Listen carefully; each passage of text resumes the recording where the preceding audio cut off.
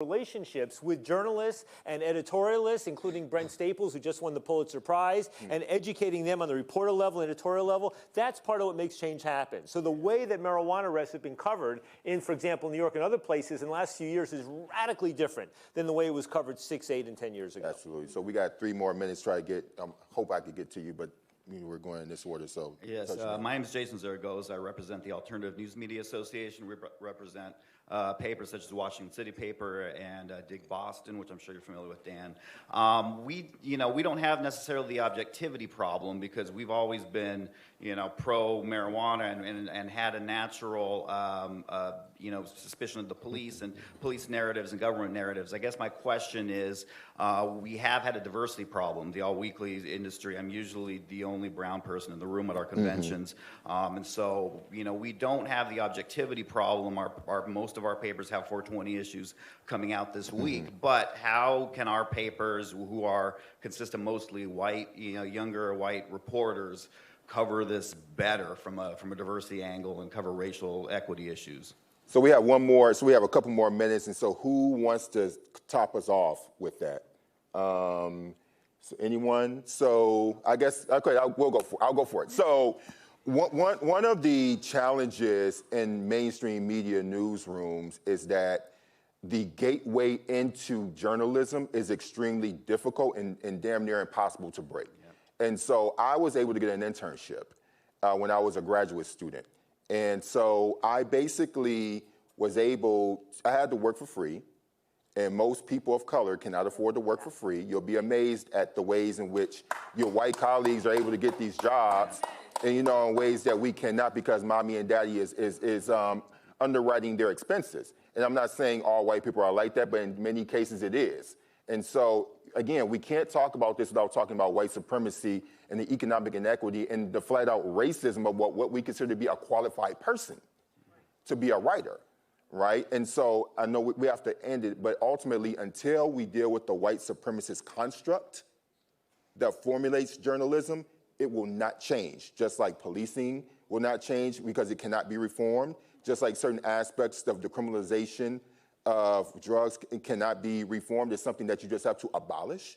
And so until you get an abolitionist approach to dealing with these things, and these problems are it's like putting a Band-Aid on on a gunshot wound. And so this is kind of it for our panel. I hope you all enjoyed yourselves, and I want to thank the organizers for all having us here. I'm sorry, sister, I wish I could have gotten to you because the time got up, but thank you so much. Now, please enjoy the rest of the day.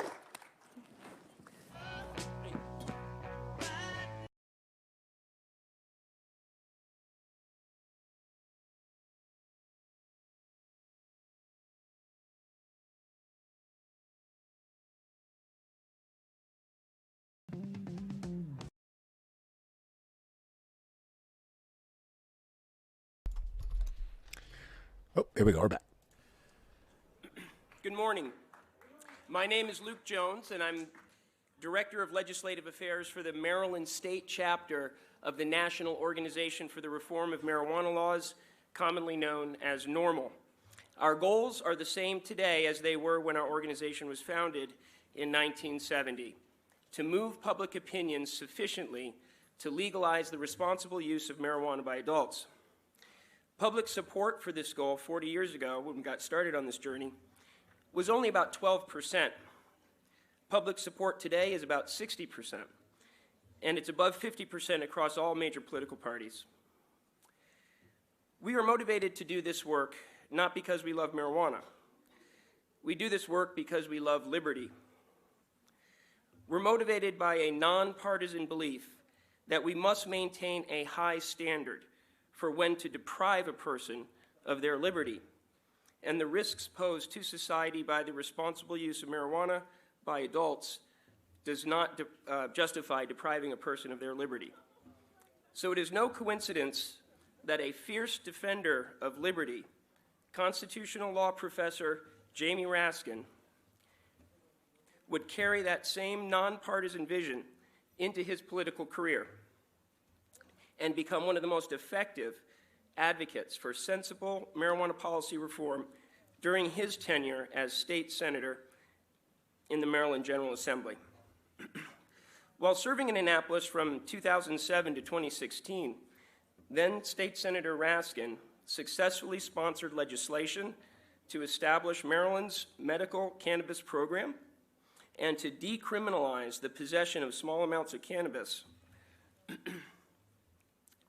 Jamie also sponsored bills to establish a rational tax and regulate system for a regulated adult use marijuana market in Maryland and to expunge marijuana arrest records for low-level offenses. He was a trendsetter. And although these goals have yet to be fully realized, Jamie did leave us a lot of work to do in Maryland as he moved on to his current position, serving in the U.S. House of Representatives, representing the people of Maryland's 8th Congressional District. So in Congress, Representative Raskin is continuing to support nonpartisan, common-sense marijuana policy reform. He does so in his positions on the House Committee of the Judiciary and Committee of Government Oversight and Reform. He supports allowing cannabis businesses to use federally insured banking systems. He wants to allow veterans to have access to medical marijuana through the VA system. And he wants to end cannabis prohibition at the federal level in the United States. So for demonstrating his leadership on these and many other nonpartisan, common-sense public policy priorities, my family and I are proud to be represented by Congressman Jamie Raskin. So on behalf of Maryland Normal and the residents of Maryland's 8th Congressional District, please join me in welcoming Congressman Jamie Raskin to the 2019 National Cannabis Policy Summit podium. Thank you so much. Thank you. Luke, thank you very much for that lovely introduction. You brought me back to the days when I used to get legislation passed in Maryland. It wasn't like dealing with the Trump administration. We were doing, relatively easy things like abolishing the death penalty and passing marriage equality and enacting medical marijuana and decriminalizing marijuana in our state. And I'm thrilled to be able to be here with you, Luke, with Maryland Normal, and with all the other groups that are participating in this important conference. It's a pleasure to be able to take a break from talking about the Mueller report to talking about another urgent matter of public policy. Luke observes that we're not in a partisan context here. We're in a nonpartisan or bipartisan or multi-partisan context. So I thought in that spirit I would start by invoking our last great Republican president, Abraham Lincoln, who spoke of government of the people, by the people, and for the people. And I think that this issue tests the resiliency of the great Lincolnian ideal. Can we be enough of a government of the people, by the people, and for the people that we can get the government to catch up with the people and to end the disaster of marijuana prohibition? I do think that we should view the marijuana laws in their proper historical context, like their historical precursor, which is alcohol prohibition. Marijuana prohibition has been a disaster at every level for our country. It has criminalized and stigmatized millions of our fellow citizens. It has prevented lots of young people from having the opportunity to find careers, get an education, move on with their lives and grow successfully, all for doing something that most of our most recent presidents have readily admitted to doing. It has strained the criminal justice system with billions of dollars of expenditures on marijuana law enforcement and prosecution. It's corrupted large parts of the law enforcement system, police departments and prosecutors across the country. It's been a disaster in terms of public health, and essentially has been a terrible diversion of financial, social, moral, political energy in the country. And if you think about it in the context of alcohol, alcohol is a far more dangerous and pernicious threat to the public health than marijuana is. Every day, 30 people lose their lives to drunk drivers, and that's more than 10,000 people a year. Alcohol is extremely addictive, and we know what it has done to so many families and so many communities across the country. And of course, marijuana doesn't produce anything like that. I remember when we introduced our decriminalization law in Maryland, the chief of police in Annapolis, the Annapolis chief of police, his last name is Priscoop, came and testified against it, and his staff apparently had prepared for him this speech, and in it he announced that on the very first day that marijuana was legalized in Colorado, 37 people had died of marijuana overdoses. And I was startled to hear it. I said, there goes our legislation. And so I very quickly Googled it online, and his staff had prepared a speech based on an article on Comedy Central. And so I began to ask him questions about, were there young people who died of overdoses too, or was this just adults? And, I let him play with the fantasy for a few minutes before I had to break the news to him that not only had no one died in Colorado from a marijuana overdose, but nobody can find a single example of a marijuana overdose in the country. We had a police officer who came to testify on behalf of our legislation who said that whenever they get a domestic violence call, almost inevitably alcohol is involved in it. But marijuana is never involved in it. He said, the worst that happens if you get a marijuana call is you show up and the people are watching Twilight Zone reruns and eating nacho cheese Doritos at 2 o'clock in the morning. But we're not dealing with domestic violence and all of the other problems that are associated with alcohol. So if we were to be engaged in a system of criminal law enforcement to try to drive out some scourge in the country, clearly it would be alcohol rather than marijuana. But we tried that, and it didn't work for alcohol. It didn't work. We had a constitutional amendment, the 18th Amendment, adopted in 1919, and it produced nothing really other than organized crime and the mafia in the country. It just drove all of the alcohol use into the speakeasies and the flourishing trade in illegally produced liquor and alcohol and the bootleggers and so on. And the country came to its senses because this is government by the people. And in the 21st Amendment, we reversed it a couple decades later. But it did ruin a lot of people's lives in the meantime. It did corrupt law enforcement, everything that we're seeing today. So let's learn from history. Let's avoid any further damage to our people. And I'm sorry to say that Congress is way behind the states here. More than 30 states have now decriminalized marijuana or legalized marijuana or adopted medical marijuana programs, as we've done in my home state of Maryland, I'm proud to say. But there are more than 100 million Americans who live in states where we've come to peace with the idea that grown-ups should be able to make their own choices about marijuana. And there are positive medicinal uses for it. And I know that because I've seen people come and testify who've had everything from AIDS to multiple sclerosis to terrible nausea created by chemotherapy and so on. There are lots of people who absolutely swear by it and say it's the only thing that works for them.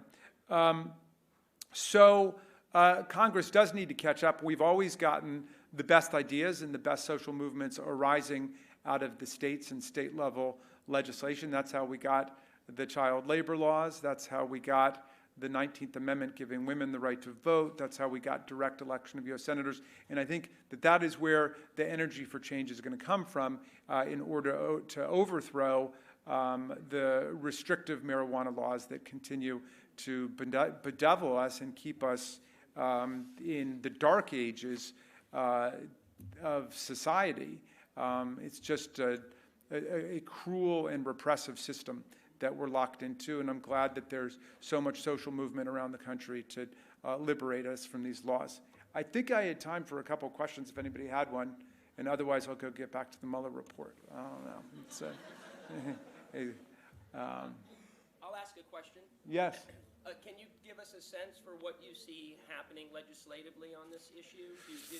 Can you leave us with a sense of... Well, the good news is that there really is a cross-party coalition, which I saw forming in Maryland between progressive Democrats who have had it with marijuana prohibition and the younger, more libertarian Republicans. You know, the Republican Party has still a dominant authoritarian law and order wing, but there are libertarian Republicans too, younger ones, who also understand the unreason of the marijuana laws. And so there's a guy who I consider otherwise irredeemably reactionary named Matt Gaetz from Florida, but he's very good on the marijuana issue. So we've made common cause in advancing legislation that would allow for medical research. You know, one of the problems that we encountered, Luke, in Maryland is people saying, well, there's no good federal research on what the real positive health consequences or negative health consequences of marijuana are.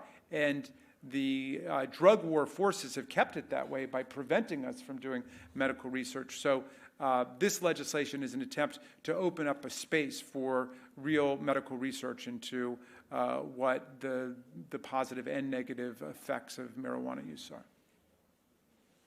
All right. Oh, yes, sir.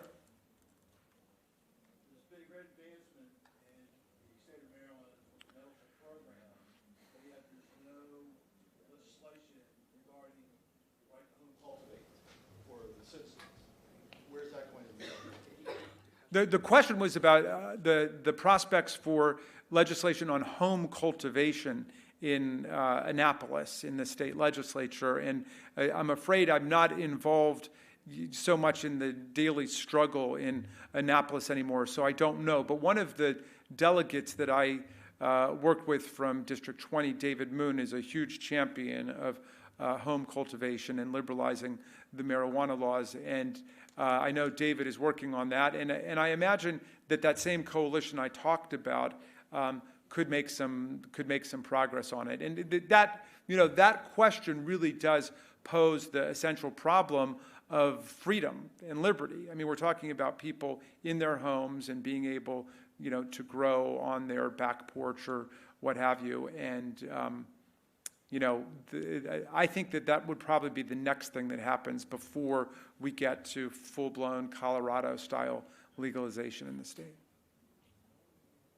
Yes? I got one. You were talking about government research, and they need research on it. How about throwing at the government their own research in regards to the Department of Health and Human Services patenting cannabis, basically, or trying to patent marijuana, where it's patent 6630507, where they verify that it's beneficial for help with cancer and a number of other medical benefits. And they all need to wake up that we know, and we're tired of their crap, because we the people and Weed for Warriors say weed the people now. Yeah. I don't think there's much to add to that point. I think that's well put. You just heard from real experts. All right. Well, I'm going to get back to the Hill. Thank you very much for having me. So.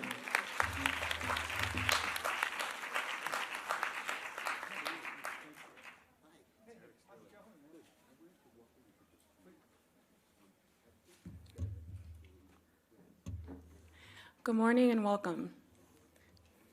My name is Queen Adesui, and I'm a policy coordinator at the Drug Policy Alliance's Office of National Affairs here in D.C.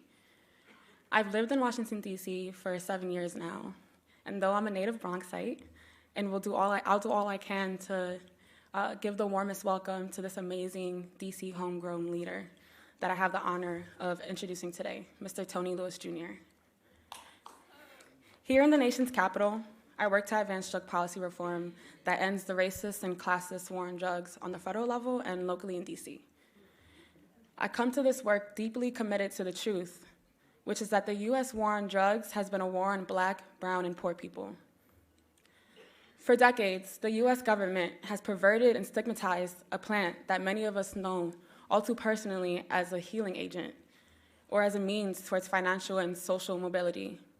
In a society where your life prospects are seemingly mapped out for you based on the color of your skin, oftentimes your zip code, who you love, things like that. This plant has been used as a tool for state violence in a way that has literally destabilized whole communities, torn apart families. There's blood on the hands of drug war zealots for all of the life and life potential that has been lost or unable to bloom. And despite the systemic guerrilla warfare vulnerable communities across the country have faced, here in DC, Tony Lewis Jr. has used his voice and leadership locally and nationally to empower those most impacted by the war on drugs and mass criminalization, from people coming home from prison to family members that were left behind. I would need much longer than a few minutes to do justice by Mr. Lewis's life work and impact. The magnitude of his impact for more than 15 years is as comprehensive as this nation has to be if we are ever to turn the tide on mass criminalization. Mr. Lewis has been a relentless community leader, workforce development specialist, reentry expert, and champion for children with incarcerated parents, informed by his own story that is chronicled in his book, Slug, A Boy's Life in the Age of Mass Incarceration, which is available today if you'd like to purchase the physical copy. He will be gracing us with an excerpt from his book today. And before I pass the mic off to one of DC's most fearless advocates, I'd like to end with sentiments emphasizing how it should never go understated the levels and dimensions of harm that people have faced because of failed drug policies, all the potential that couldn't be because of failed drug policies. And as we inch closer and closer to a post-prohibition world, we cannot stop demanding that the lens in which prohibition ends is centered in acknowledging the truth. And most importantly, we cannot stop demanding that the end of prohibition is centered in repairing and atoning for those harms. We have the chance to build the fabric of a new industry on the front end, to flip the script and have race and one's criminal record actually be a qualifying point of for individuals, which we are owed. We have a unique opportunity to have a stream of money funneled into our communities for generations to come. We have the opportunity to generationally change the course for so many individuals and families and communities, whether through direct employment or ownership in the industry, or through any of the ways that revenue can be used to invest in our communities. With that said, I would like for everyone to help me give a warm welcome to Mr. Tony Lewis Jr.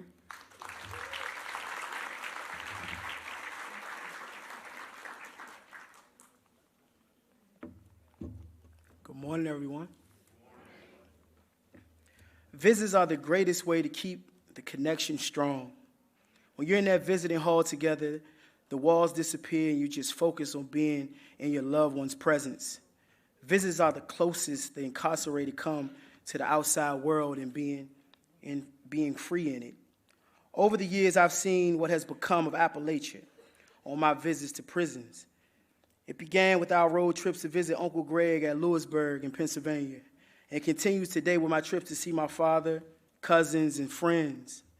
On behalf of CSOSA, I also speak at federal prisons up and down the East Coast. So there, in the brick and mortar, I've witnessed mass incarceration become a well-fortified institution in this country.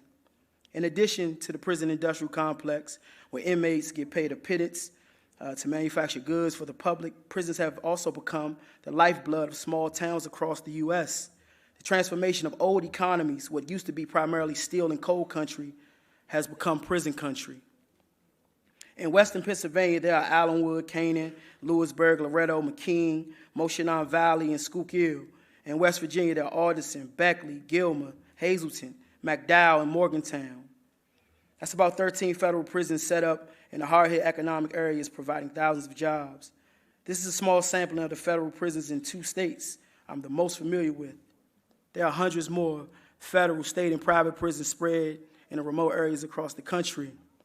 Driving through those remote areas on my way to visit, I found myself thinking less about the big picture and more about the moment. Those drives demand that you remain focused on what's in front of you. FCI Cumberland, which is my father's prison, is in the mountains. I've driven to see him when the fog was so thick, the prison wouldn't admit visitors because of the poor visibility.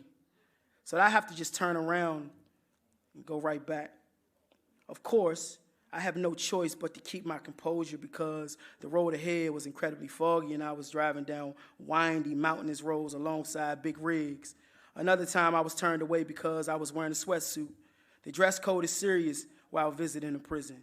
There's a long list of things one must remember before setting out on a journey to a prison. For example, women can't wear underwire bras. It takes thought and preparation. When Uncle Greg went back to prison in 2001, he was sent to USP Allenwood. Once, when a few of us were going to visit him there, Grandma got turned away because she had undergone 2 knee replacements, and the metal in her body kept setting off the metal detector. She had forgotten her medical card, which explained her condition, and had to miss the visit. Having fully patted her down and searched her, they still couldn't take the chance of letting her through. We understood, but after a 4-hour drive for an old woman wanting to see her son, it was a big letdown. There was another time going to see Uncle Greg. We stopped to get something to eat before arriving at the prison. Uncle Alvin had taken some of his high blood pressure medication with his food and didn't think anything about it. Well, when you go into these prisons, they're not only checking for weapons, but also drugs and other contraband. To test the drugs, they run a cloth over your pockets and your hands, and then run it through a machine. Doc didn't have any drugs on him, but the residue on his hands from his high blood pressure medication was enough to turn him away. My family was aging, and we were still making the trip. Knee replacements, high blood pressure pill residue were things we didn't have to think about before. Now we do. My cousin Rico and my Uncle Lo, who was Uncle Boo's in-law, were also incarcerated at Allenwood with Uncle Greg. My barber and good friend, also named Rico, had an uncle incarcerated at Allenwood as well. On one of those road trips to Allenwood in late 2011, Rico came along with me and my family, including Grandma, Uncle Alvin, Nikki, and her son Dominique, and Kim. I requested Rico. Grandma, Doc, and Nikki requested Uncle Greg. Kim requested Uncle Lo, and Rico requested his Uncle Dern. With everyone in the visiting room together at some point, I had a moment to step back and look at the scene. There was a man from both sides of my family, another who married into the family, and a friend of the family, all incarcerated in the same place. Of course, I knew this before being in the visiting room with all of them, but seeing them all together was striking. 3 out of the 4 men, excluding my cousin Rico, were serving life sentences. It was one of those disturbing moments where I almost could not believe my eyes. Thank you.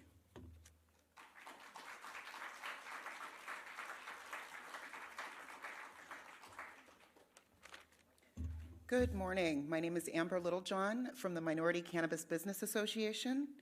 Founded in 2015, the Minority Cannabis Business Association is the first national trade association geared to serving the needs of the minority cannabis industry and our communities.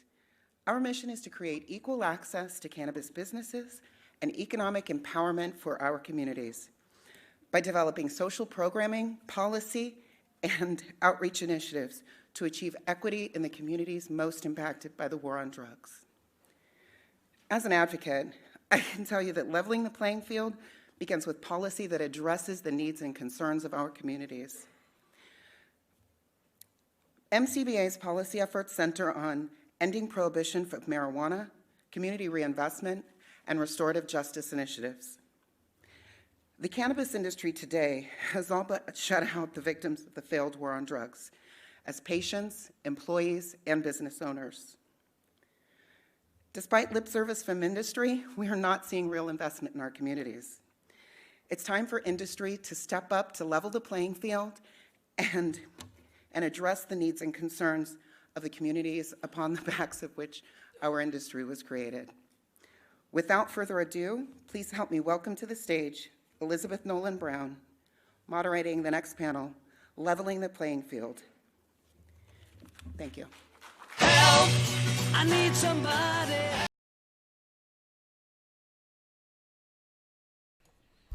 I'm going to turn that music off so we don't get popped. This is the second annual National Cannabis Policy Summit in Washington, D.C. Just found out about it this morning when I woke up, so I thought I'd bring it to you guys. What's up, Reefer Revolutionaries? Oh, Grover Norquist. This was the one we started with this morning. And here we go. Welcome, everyone. Thank you for being here with us right now. I'm really excited to be moderating this panel. My name is Elizabeth Nolan Brown. I am an associate editor at Reason Magazine. And I am here, first I'm gonna let actually everyone introduce themselves instead of me giving their introductions. If everyone could just, we'll go down the row and just say who you are and kind of just briefly what your relationship is with this space and this topic. Okay. Hi, everybody again. I'm Tony Lewis. I think I'm probably like the novice on the group as it relates to the cannabis industry, but I have been a fighter and a champion for those impacted by mass incarceration on the reentry side and on in terms of children with incarcerated parents. So I feel like my voice here is to add a perspective of not just about rather things that can decriminalize or legalize, but how do we truly incorporate those that have been the most affected by drug policies and mass incarceration. Grover Norquist, I run Americans for Tax Reform. In addition to the general liberty issue, we run into this because the federal government tells people who sell marijuana legally in Colorado that they may not take normal business deductions because in the early 1980s, they changed the law and said for Schedule I drugs, you can't, which means the 35% corporate tax was for a normal business selling cannabis in Colorado, a 35% sales tax. You weren't allowed, it wasn't a tax on profits, it was a sales tax. So it's down to 21, but it's still devastating and it interferes with any efforts at federalism. Good morning, everybody. My name is Sunshine Lencho, and I'm an attorney based in California. I currently am Vice President of Legal for Flocana. We are working to build the world's largest brand that supports small craft farmers in California. I also served as the mayor's appointee to the Oakland Cannabis Regulatory Commission and started working in this space when California first passed our medical statute that would have licensed medical businesses. I'm Jonathan Blanks. I'm a research associate at the Cato Institute here in town. It's a libertarian think tank. I work on criminal justice issues, primarily policing. On a personal level, my father was a police officer for 20 years, and my brother was incarcerated for a nonviolent drug offense. So I bring both a professional and personal interest in fighting the drug war. Okay, thank you guys all very much. So, as she mentioned before, this is obviously about, this panel is about leveling the playing field, ways that sort of the legal marijuana industry is failing victims of drug prohibition and just sort of not accruing benefits back to the communities that have been hit hardest by the war on drugs. I'm going to start with Jonathan, and I'm just going to ask, everybody's going to get sort of open with, 5-6 minutes of comments, but I'm going to start with Jonathan to ask you sort of specifically, since you cover, regulatory research and all this stuff and policing research, how are laws and policies really preventing us from leveling the playing field and keeping victims of the drug war out of working in the legal industry, or just sort of out of the benefits that are starting to accrue in the legal industry? Thanks. So part of the problem is we started thinking of it as the prohibition regime that we've been fighting on for a long time, and then the legalization regime. And when you get I think people look too far ahead when we've legalized the drugs that, okay, the problems are over, but that's actually not true. The people who have been arrested have faced consequences that can follow them for the rest of their lives and prevent them from getting all sorts of employment, and that were basically called collateral consequences.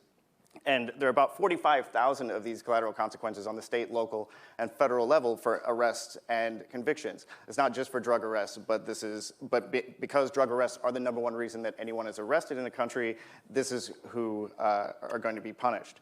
And when we also think about drug arrests, as the last panel was talking about, we're all talking disproportionately about black and brown young men.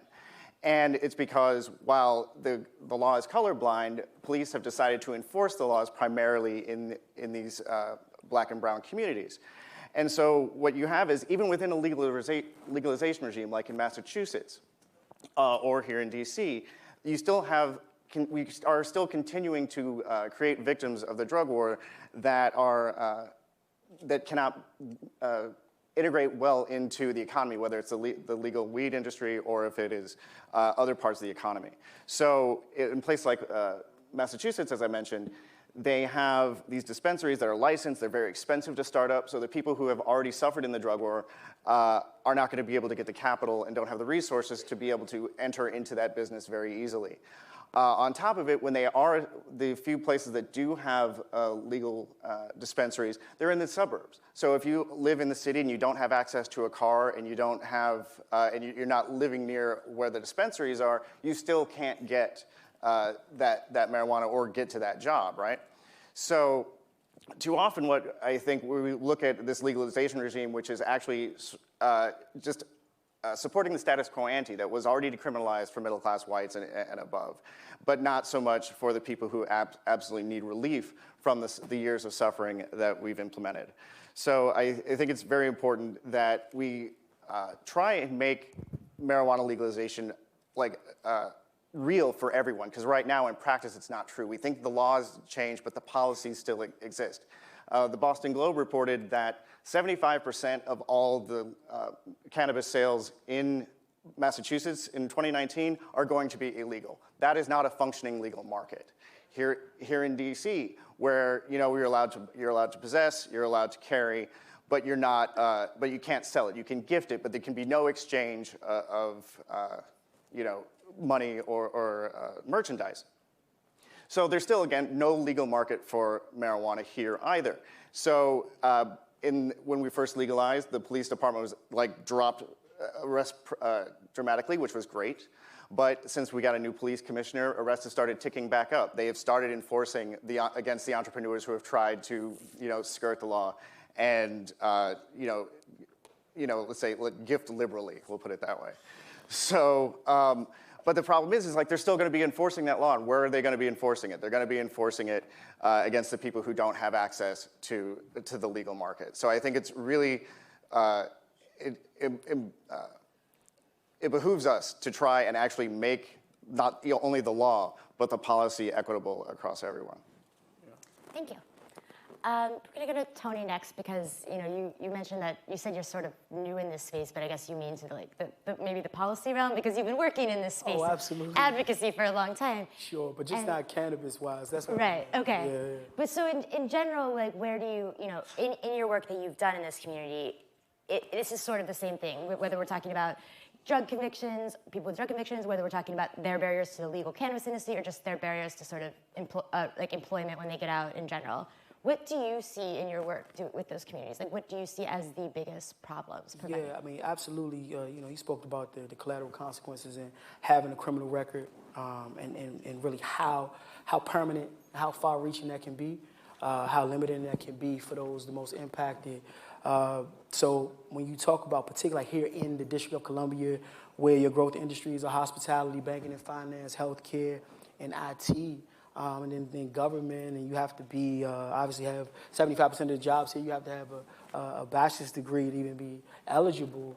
And so for those returning to our communities from incarceration, or those that never went to prison but, pled guilty and to felonies or what have you, are on probation, the barriers to getting into employment can be tremendous.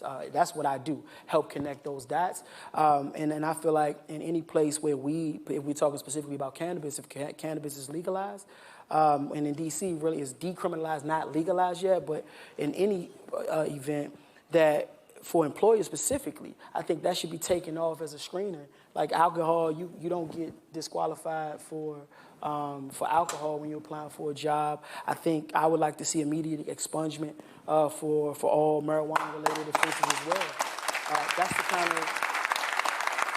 Those are the kind of things that we need, and then moving forward past that, obviously, racial equity, and not to make it hyper-local. I know we're talking about America, right? And I felt like I hold true to this for all places around the country, but specifically in the district where marijuana arrests or arrests in general hover in the 90th percentile for black people, right? So when we talk about who's going to be the growers, the owners, it should be a mirror image of those that have been to prison for. Just to follow up real quick, you said that, that's what you do is help people connect the dots. So what kind of things do you see that you have to help them do? So preparation for the job market and employment, building relationships. business community so that they will be amenable to allowing individuals to give our guys and our women a shot. Because a lot of people just have that as like a box to check off on Sure, an and employment what's form, right? interesting? And then they'll just sort of reject it. It's a good point. Well, here in the district and other places around the country, there's been this movement around ban the box. That's what I was wondering about. So that box has been removed. You can't ask, but you can't ask until you're ready to make a conditional offer. And so the reality of banning the box, it really doesn't change anything. It just changes the process. So I like you, and I think you did a great interview, and I want to hire you. So now I ask, have you have a criminal conviction? And if my hiring policy states that I don't hire people with criminal convictions or with felonies, then I can't hire you, even if I want to. So we also have to push again to move the needle. We got to really start to challenge hiring policies, look at rational relationship. And if we're talking like specifically about cannabis, I don't know how many jobs really has a rational relationship to like smoking weed. Like, how does that endanger, unless you're high like on the job? And so again, I think we have a lot of work to do. And so the conversation around or the push for legalization and all those kind of things, please, for those that's at the forefront of this, and there's many people in this room, you cannot leave out. We got to see this all the way to the end. If we want to see or have the cannabis industry be the model industry for inclusion and things like that, then we have to cross all of those T's and dot every I to ensure that those that have been the most impacted have an opportunity to participate. Thank you. That's actually a good segue to, I'm going to go to Sunshine next, because having worked in this field, both, as well, you said you've owned your own cannabis business and you advise other people, right? I work, sorry, I know where you're going. Sorry. I just want to say, you've had a lot of experiences, working with people directly in this field. As we've been sort of talking about here, both there's the policing aspect that's not helping different communities, but also it just still seems like even in places where it's legalized, and especially if it's a highly regulated legal market in some of the states, you see just so much of this new cannabis industry that's popping up being sort of run by wealthier corporate enterprises, just sort of a lot of people, the same people you see leading a lot of businesses, and sort of maybe leaving out women and people of color a lot. And so I was wondering if that's been sort of your experience, and if so, why you think it's harder for us to have a really diverse ownership in this industry. Yeah, I think it would be helpful to illustrate a little bit how I got to be in my current position. So in 2015, my first job in the industry was writing applications for the Maryland licensing process. I'm from Maryland, but I live in California. And part of the licensing application process in Maryland back in 2015 had a disqualification for people who had drug convictions. And so you were running background checks on these would-be license holders, and it became apparent early on to me that in my own home state that had worked to decriminalize, we were going to be excluding major populations. In California, it's interesting to sort of compare different marketplaces, right? So in California, when I was on Oakland's Cannabis Regulatory Commission, we were looking to create a system, a social equity program that actually prioritized people who grew up in communities that had been most impacted by the war on drugs or who themselves had been incarcerated. And at the time, it was the first program of its kind. It is not a perfect program, but it was a model. And we quickly saw throughout the state and country other municipalities take on this same model. So now in California, we have social equity in San Francisco, Oakland, Los Angeles, and Sacramento. But these programs are imperfect. I'm a lawyer, and I provide businesses with regulatory and other types of legal advice. If you are unable to access my services, you can't pay for my fees, and you're a startup, how are you going to figure out how to get into the marketplace? So it was clear to me in 2015 and in 2016 as we were having these conversations that no social equity program could exist unless it provided free technical assistance to these people who were qualifying for the programs. Because as we all know, cannabis businesses have no access to banking. They have no access to traditional lending. So when you try to go talk to the Small Business Administration in 2016 and say, hey, our governor, then Jerry Brown, passed MCRSA, and I want to open my own medical cannabis business, can you help me come up with my business plan? They say we can't use our federally funded programs for you. And so the solution that we are seeing that has popped up, and again, it's imperfect and it's a work in process, is for each of these different municipalities to offer technical assistance. And Oakland has a loan program. It's a 0% interest loan if you're able to qualify. And that way it will at least help defer some of the regulatory burden of the marketplace. But when we're talking about the devil is in the details and our laws are supposed to be colorblind, when you are writing a local ordinance that explicitly excludes people from participating who have prior convictions, as we see in other parts of California, you are creating a system that locks out the people who fueled the market in the first place.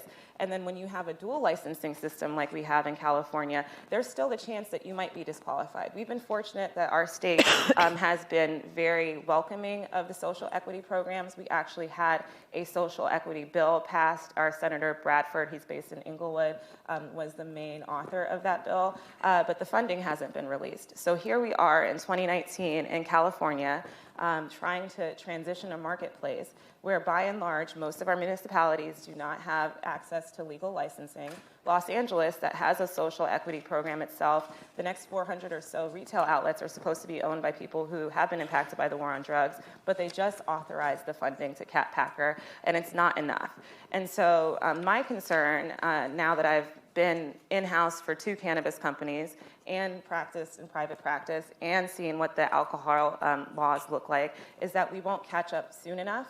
And we are writing these laws that exclude people. And if they do include people, they don't include them soon enough. And quickly people are outside of compliance. And there's a robust, thriving illicit market in California.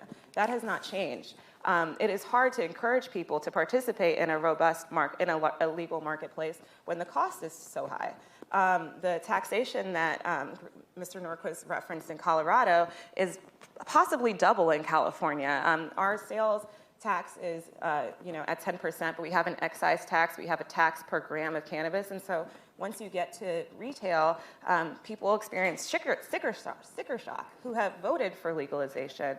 And so I think, there's, at least as my company sees it, we believe that the farmers are like any other agricultural farmer in America. They grew up, some of them, multi-generational farming in the Emerald Triangle. And the only difference is that while their neighbors were growing wine grapes, their parents also might have been growing cannabis plants.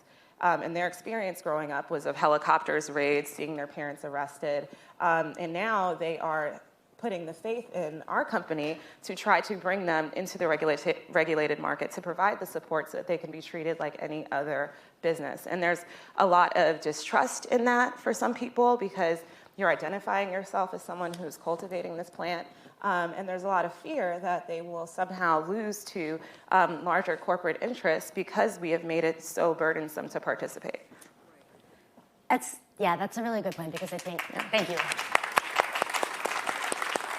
It's really interesting, like how you bring up that in a lot of ways, we have a lot of governments, state governments, and other ways saying, no, we don't want you to do this black market anymore. We've had it, it's legal, come to us, do this. But then at every other opportunity, whether it's with super high taxes or with, rejecting people who have different things, it's just like, you're actually not welcoming really people at all. And you're not incentivizing people at all to.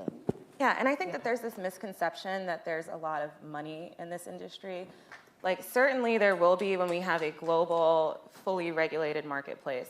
But the reality is that the cost of the startup cost for businesses has probably tripled or, at least quadrupled in California specifically. If you came to me in 2017 and said, I think I'm gonna try and start a brand, you could start something small with $25,000 to $50,000, a reasonable amount of money. Now, if you wanted to start a brand, I don't know that you could do that unless you had at least $1 million because you're gonna be paying lawyers. You need to find a facility. There aren't that many places that will license you. We keep adding more and more regulations. Our regulations changed 6 times last year and our final set came out in January. Who has time to read 300 pages? I mean, I enjoy it, but nobody wants to do that. So it's challenging. That is a really good segue down to Grover because I wanted to ask you, your sort of when we talked before, your biggest concerns here are the ways that our federal policy in all these ways that people don't think about because they're not the obvious, going out and arresting people ways, but the things with taxes and banking and regulatory codes and all of these different ways, like death by 1,000 cuts, that they sort of hamper the legal business. So Right. You pass a initiative in the state, the legislature, Massachusetts, Vermont legalizes, and you think, done, right? It's now legal. It's going to be like going to the grocery store, maybe like buying some prescription drug or something, but it's going to be legal. And the answer is because of federal law. It used to be, and I'm surprised other children weren't taught this, but my parents taught me when I was very young, that if you decided to become a bank robber and they caught you, you would have to pay taxes on your ill-gotten gains, but you could take all the deduction for hiring your henchmen and so on. And this is true for all crimes, and was, until in the early 1980s, somebody in the Colombian pharmaceutical industry got arrested in the United States, and they said, we're going to put you in jail, and we're going to tax what you earn. He said, fine, here's what I earned, here are my costs. This got in the newspapers, and the press went nuts. And even though this is true for robbing banks or anything else that you do, you can only get taxed on the profits of what you're doing. They said, we've got to pass the law, 280E. They passed this law that said for Schedule I drugs, you cannot take any deductions for the costs of selling drugs. So even though you now, and this is marijuana to LSD to heroin, even though you now may legally sell in Colorado marijuana, the federal government's 35%, up until recently, last year, 21% corporate income tax is a tax on all sales because you can't take any deductions. Add to that, the state has added a 25% tax because it's all free money. I mean, they've been watching too many movies, and they're quite convinced that this is, the Al Capone and the Colombian characters with gold-plated toilets, and so they're going to tax everything, and it's all free money, and no one will really mind or notice. So you've got the federal tax across, and then you've got the ban on banking with anybody who has a nexus with the federal government, and that's most banks, maybe all banks. And they make it very difficult for people to bank, which means everything's cash, which leads to all sorts of other problems. And now the cheerful news is at the federal level, there's the States Act, which is put forward by Cory Gardner out of Colorado, Republican, Elizabeth Warren, Democrat from Massachusetts. And the president has said he'll sign it. And the Republican leadership has said they're looking for a must-pass bill.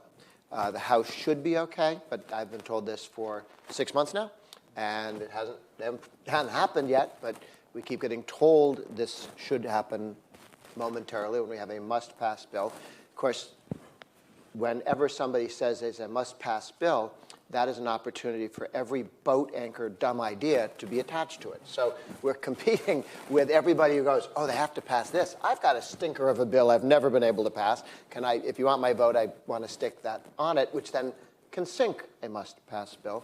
And good riders or good additions get pushed out by bad ones.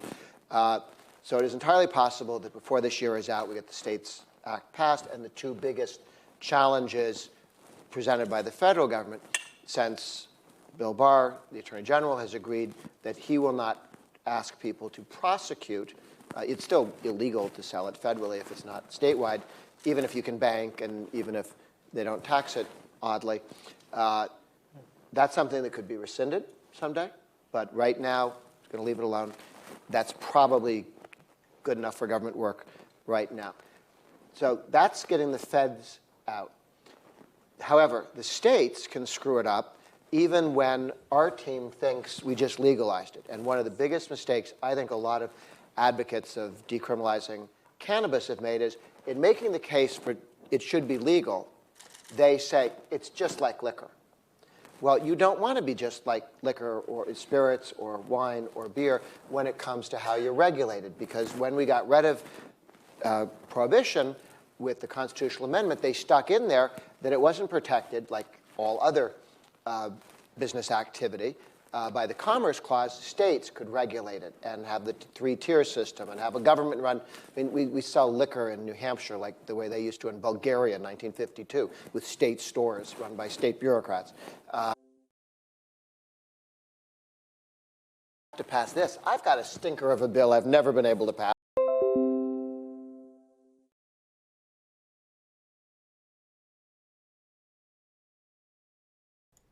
Hey guys, sorry about that. Spectrum giving me some pains in the butt this morning. I'm gonna go ahead. We are reconnected, so I have not stopped the stream. but it has gotten a little glitchy in the last few seconds. I paused the video here. I'm going to restart it up with Grover, and hopefully the network will stick with us. We are watching together live the replay of the first half, really, of the National Cannabis Policy Summit in Washington, D.C., which was being streamed by Fox News. They haven't picked up the stream into the second half of the day, so I'm not going to be able to bring that to you. But we are going to finish this panel with Grover Norquist. I hate fucking agreeing with Grover Norquist. My God, it just goes against all my sensibilities. But he's right about this. He's right about the taxation. He's right about you can't call it alcohol. So we're going to finish up this panel. The first half of this summit is available on the channel. You can watch it. The first half of this is a video already published. I had the stream going this morning. I shut down when I had network problems then. And I started up again because the network seemed to come back, which it seems to have stabilized once again. So thanks for hanging out. Rave Club, welcome. Curious Cannabis Connoisseur, Duckfoot. Having a great conversation in there. Laura P. is here. Thank you. Upstate Raider back in for a weekly broadcast. Thanks for joining in. Thanks, everybody, for being with me this morning. Found it, literally saw it broadcasting on Fox this morning, said, I got to grab it for the revolutionaries. Here we are in the Marijuana Smoke Theater 3000. Only reason I use marijuana is because that works with MST, right? Creating some creative graphic effects for you in the hotboxing the media and the politicians, as they all should be. Creating our little artistic endeavor to add to our viewing pleasure as we watch marijuana in the mainstream media. And thanks to Fox for at least picking up the first half. Let's finish the Grover Norquist panel, because this is very interesting. And as I said, the first half of the day is already published. So enjoy that later on after we finish this one. We'll see you on the other side. And we will see you on Sunday, guys, for our regular show at 4:20 Pacific. Obviously, yes, the show on Sunday. Join us on Sunday for Reefer Revolution Live. And hopefully our network will be fine. Damn, there it goes again. Okay, anyway, here we go. I'm just going to keep playing it. See you Sunday. Bye. So it is entirely possible that before this year is out, we get the States Act passed, and the two biggest challenges presented by the federal government, since Bill Barr, the Attorney General, has agreed that he will not ask people to prosecute.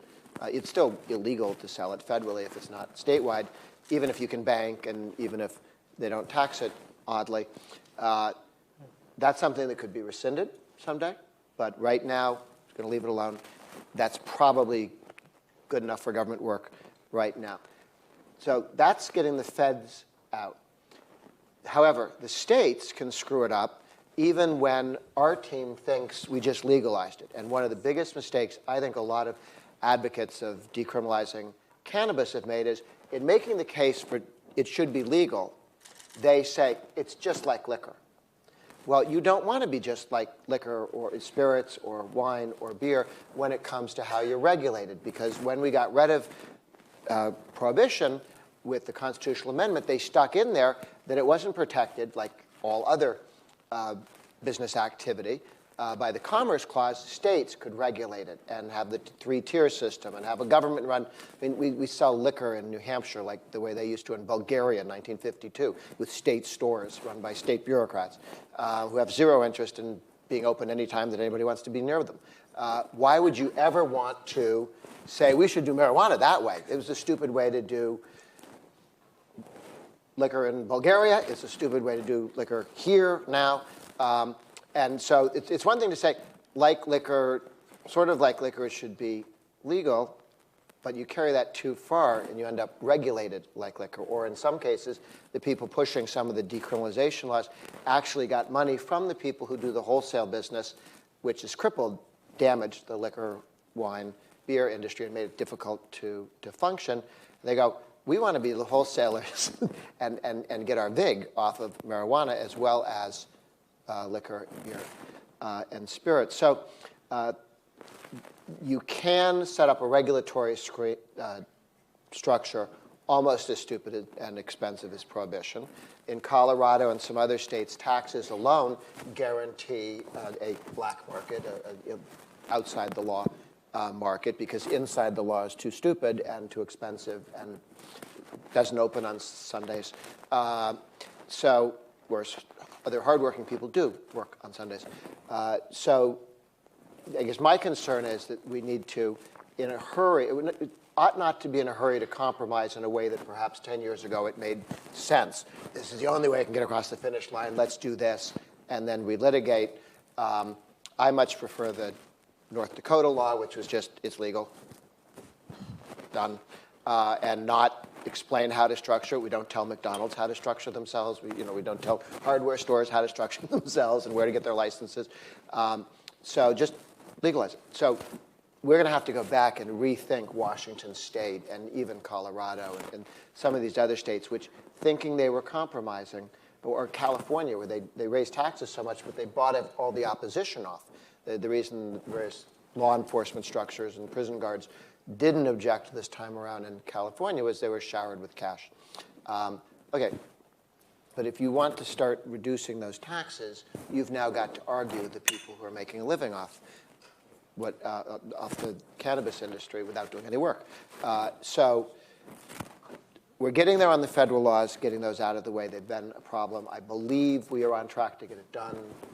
It should happen sooner rather than later. Everybody who could stop it says they don't want to. We'll see. And then at the state level, we're making our own problems when we run an initiative. The New York bill to legalize marijuana was, 700 pages? Okay. I haven't read it, but you can do this in 2 pages. The rest, everything after 2 pages is taking things back that you just said you gave people. So, again, 700-page bills are always a bad. Lord knows what they're doing on page 340. And it's not like where they could, your friends would mark the naughty bits in novels for you, but to find out where the key parts are, you have to go find this yourself through the law. So that said, I think we're generally getting there. I like the state-by-state approach. Bad ideas can only be imposed in Washington on everybody at once. Good ideas can be done state by state because, hey, look at this. It got better. People didn't all crash their cars on Tuesday like they said they would. And people still go to high school and things like this. So when you can calm down false fears by doing it in one state, and then another state moves, and then as it moves across, hopefully we'll get better and better state legalizations, and then we can work backwards to the first guys who made ridiculous compromises. Understandable, perhaps, when you're looking at going from 0 to 1, you'll promise a lot because nobody's ever done this before. But we don't need to make those compromises at this point moving forward. So state by state, I think, is working well. I think it'll get us better state laws. And then when we get there, the federal decriminalization should look more like, okay, and it's, just we're out of here. You guys handle this. Which you would not get if it was federal down and Washington thought they were doing it because they'd have the 700-page bill. And then we'd never get rid of it. New York can look silly and people can, and there'll be a black market to compete with the overregulated ones, and there are other states you can go to. So New York will have to get better. If the feds do it stupidly, the answer is you don't have to get better because you're not competing with anyone. So what you brought up and what has dovetailed with what a lot of other people have said here, and it's sort of the decriminalization versus legalization. I know drug policy world uses those terms a little different. I write a lot about sex policy and sex work and how, a lot of sex worker rights activists, they don't want legalization, would be, they want that, but first and foremost, they want decriminalization. Remove all criminal penalties, and then you can talk about having a legal, for brothel structure or whatever. And so, in the drug policy world, it seems most people have gone straight into let's build this legal structure first before decriminalizing. And that seems to be the root of actually so many of our problems and why we haven't been able to level the playing field. So does anybody have any comments on that, on what needs to come first, or? I think, I would support a decriminalization structure, but the problem is that usually means fines. Instead it's going to be, instead of going to jail, you get a fine or a ticket or something like that. But a problem, again, if you're still enforcing that in the poor black and brown communities, you can't afford the fine, then those add up over time. You lose your license to suspension, the cop's going to pull you over, get you for a suspended license, and boom, you're back in jail. And so it's not that I oppose decriminalization, but insofar as just making it legal to have and that the cops can't do anything about it, provided you're 21 years old, that would be a better way to go about it. I think we're talking about the same thing, yeah, just using different words. But just the removing of criminal penalties or civil penalties first. Oh, yeah. And then worrying about the structures, sort of. Is that an impossibility, though? Like, Sunshine, from your realm, is that just impossible at the state level? It's not impossible, right? Because I think Maryland decriminalized before California legalized. I'm trying to remember. But Oakland is an interesting example because the Oakland Cannabis Regulatory Commission was created under Measure Z, which was a local ballot measure that decriminalized cannabis. And their entire focus before I joined was to just get reports from our police on the policing of marijuana crimes in Oakland. And by and large, this is not surprising to anybody who has been listening today, the people who were arrested or who had contacts with the police, by and large, were Blacks and Latinos. So to me, I've been thinking a lot about the gaps that we have in our legalization statute in California. And to me, the biggest at-risk community are transition-age youth who are not in college.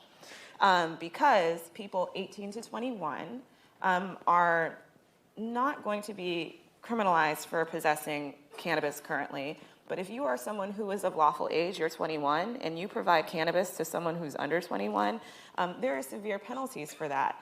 And I recognize that I had the privilege of being on a college campus that did not care when I started consuming cannabis. Stanford didn't care. Not everybody is going to be at a college campus that didn't care or even be in an institution. And so you're not having the laws reflect the realities of how people conduct themselves.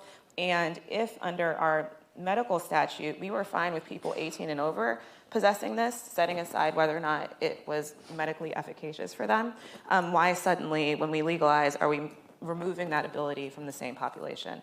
And so I don't know that decriminalization with fines solves the problem, but I think that legalization with some period of time for continued decriminalization is important. Because depending on where you were cultivating in California between 2015 and now, a single county has banned and allowed it and banned and allowed it and banned and allowed it. And I don't know if you know this, but this product grows under the sun.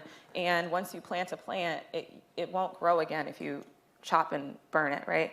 And we have law enforcement that is still very much interested in getting these dollars. They think it's attractive to go and search a cash-based business. And so we have lawful licensed operators who are first approached not by our regulators currently in California, but they have their local district attorneys getting a search warrant that also includes an order for destruction. And so about 3 weeks ago in the Central Coast, we had law enforcement show up at a 7-acre greenhouse that was licensed by the state of California, and they intended to slash the entire $7 million crop, right? And had that licensee not been represented by counsel who could call someone quickly who happened to just be walking out the courthouse to go find a judge to issue an emergency stay on that destruction, they would have lost what some people have put into these businesses is their life savings.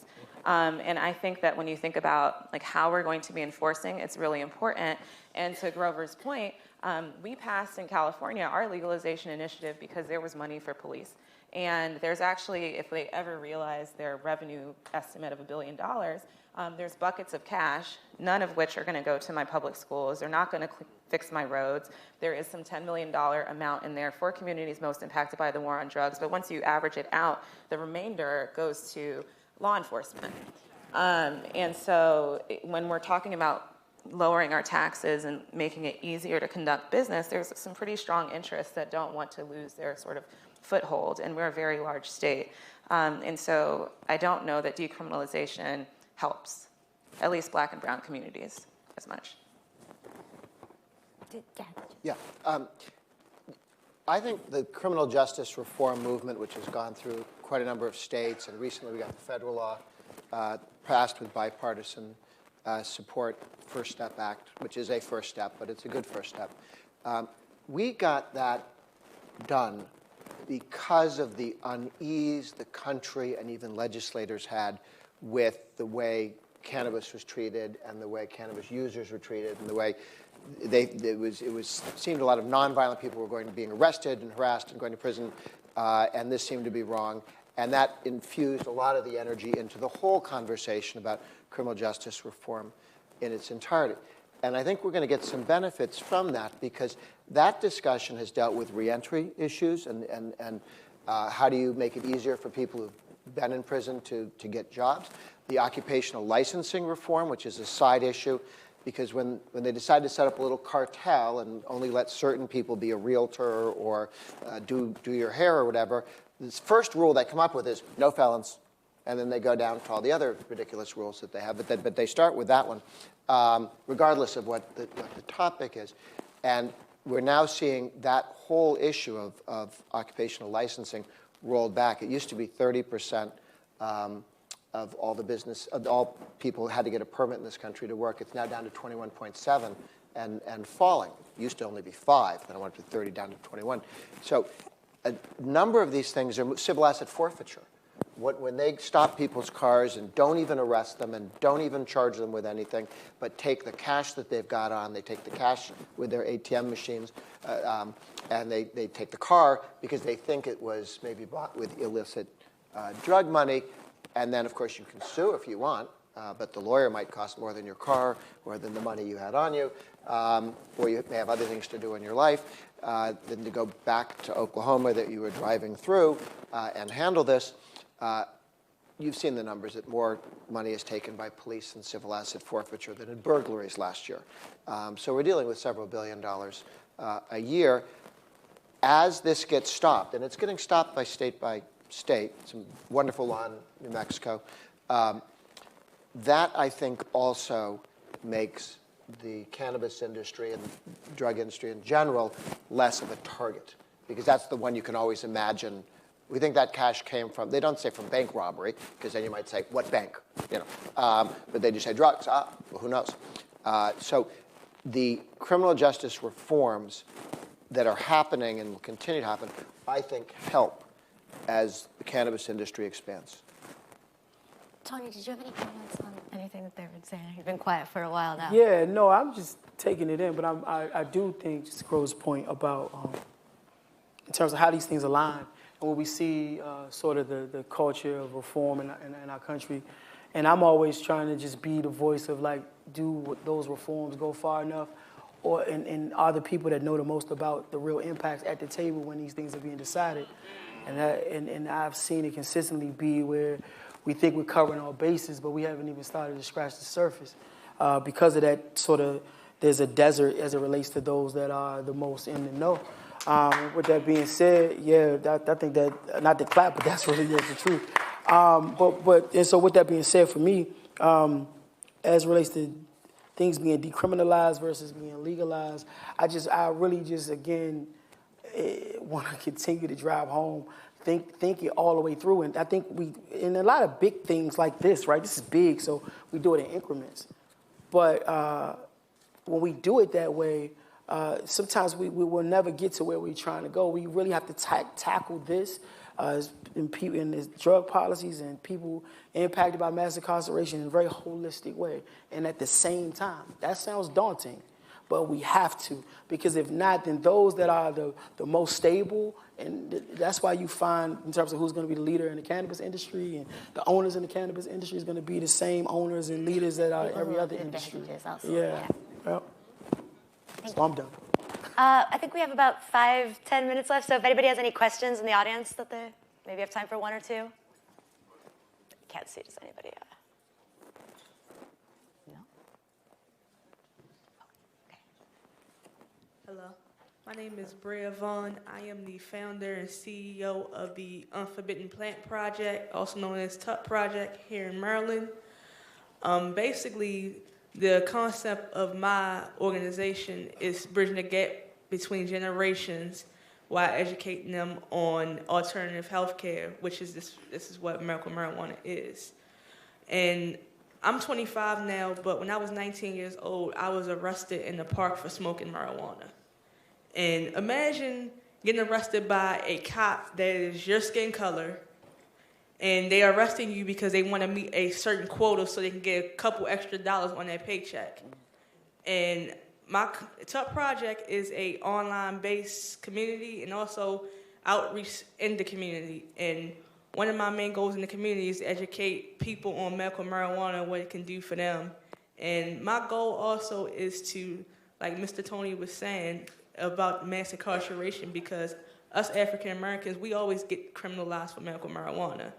And to be held in a cell for 12 hours, then have to go to court, and just start the charge, and then they just gave me a day of community service, I was like, for what? So I want to know, what can TUP Project do to help fight this and give people like myself and others that have been incarcerated for longer periods of time?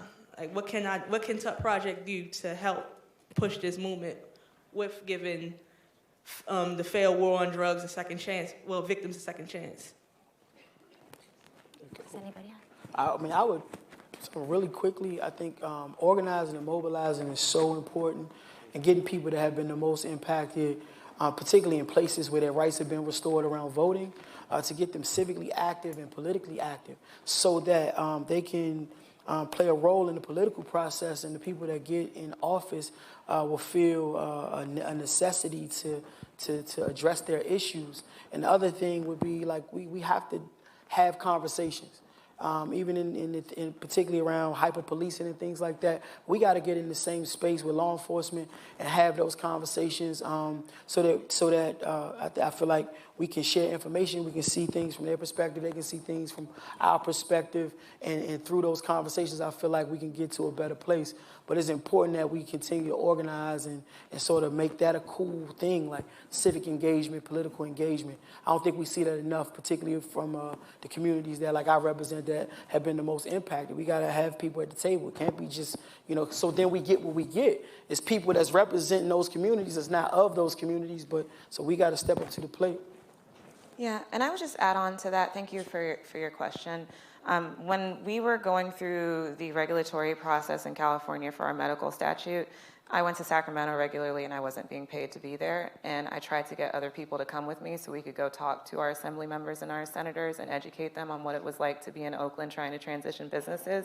And some people had the time and others didn't. Yeah. And the people who made the time and could be there are now being called upon to speak with our legislators when they're thinking about changes to our law. Right? So when they wanted to have the automatic expungement bill, it was the assembly member that represents my area that passed it. When we talk about taxes, it's the person who represents my area that has brought it forward, right? So I think it's important that you develop a relationship. It may seem overwhelming to try to go to all of the Maryland Assembly, but at least start with your personal representative. Got one more question. We have 5 minutes left. Okay, hello. I represent Students for Sensible Drug Policy, and this question is for Grover. You mentioned that there is these must-pass bills that come on the floor of Congress, and one such maybe as the States Act. That when that happens, that everyone brings their worst ideas to tack onto a bill. But I think that many advocates in the room here today are on the same page about some key policies that should absolutely be a part of any federal marijuana legislation. These reparative justice policies are automatic expungement, mechanisms for resentencing, and taxing marijuana revenue to be reinvested in communities who have been targeted by marijuana prohibition. So I just wanted to ask you if these provisions are things that you would support tacking onto the States Act.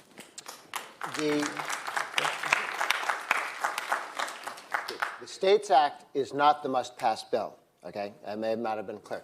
The States Act is what is the bill that everybody would like to do, but if it's standalone, a handful of guys in the Senate can delay it and so on. So what we're looking to do is put it onto, like, the agriculture bill. That's what I thought we were doing last fall. It turned out not to be the ag bill, or a debt ceiling bill, okay? So we're one of the Christmas tree ornaments that you can attach to an oak tree that everybody agrees, okay, it's going to have to go. And so they're not going to shoot down the entire agriculture bill because they don't like this, or the debt ceiling bill because they've worked it out. As to what can be added to the States, I know the States Act can pass. I know. I believe the States Act can pass. I'm told by the people who care and are trying to make it happen and who can count votes because they live in the Senate that it can and will pass when we pull the trigger. Whether if you add more to it, do you sink the ship or do you make it better? That is the sort of thing right now that you talk one-on-one with Elizabeth Warren and Gardner.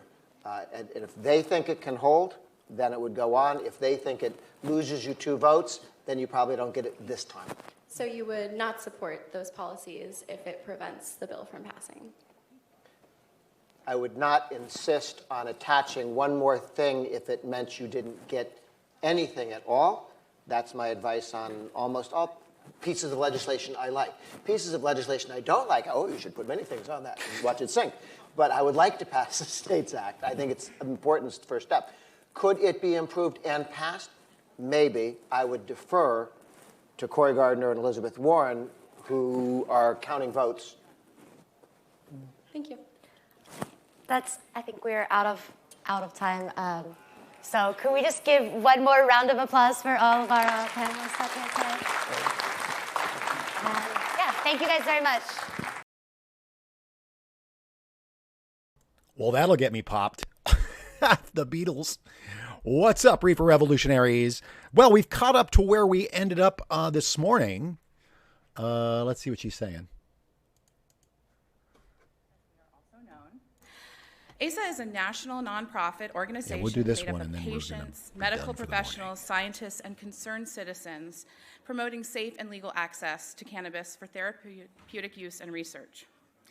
ASA works to overcome political, social, and legal barriers by creating policies and programs that improve access to medical cannabis. ASA was founded in 2002, and in fact today, April 19th, is our 17th birthday of advocating for patients. Thank you.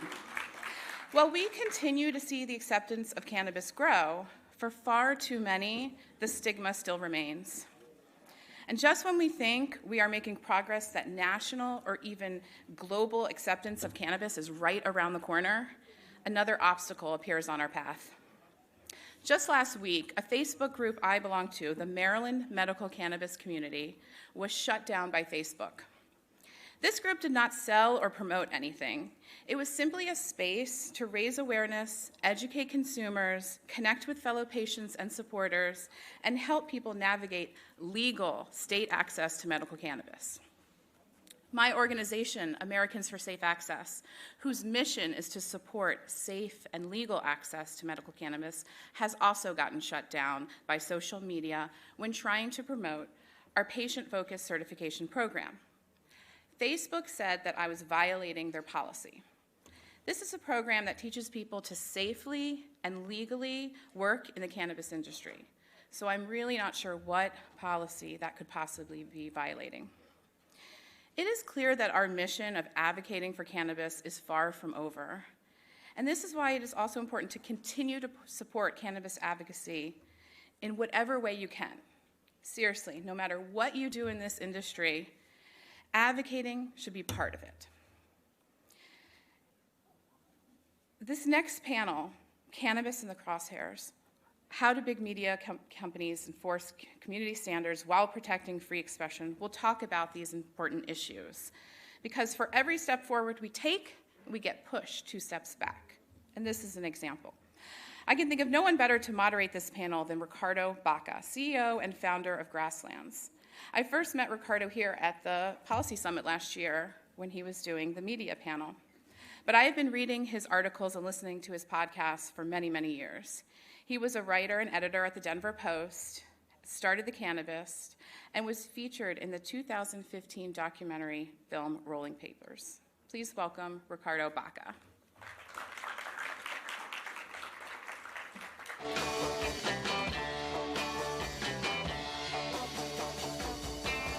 Oh yeah, I'll tell you something I think you'll understand.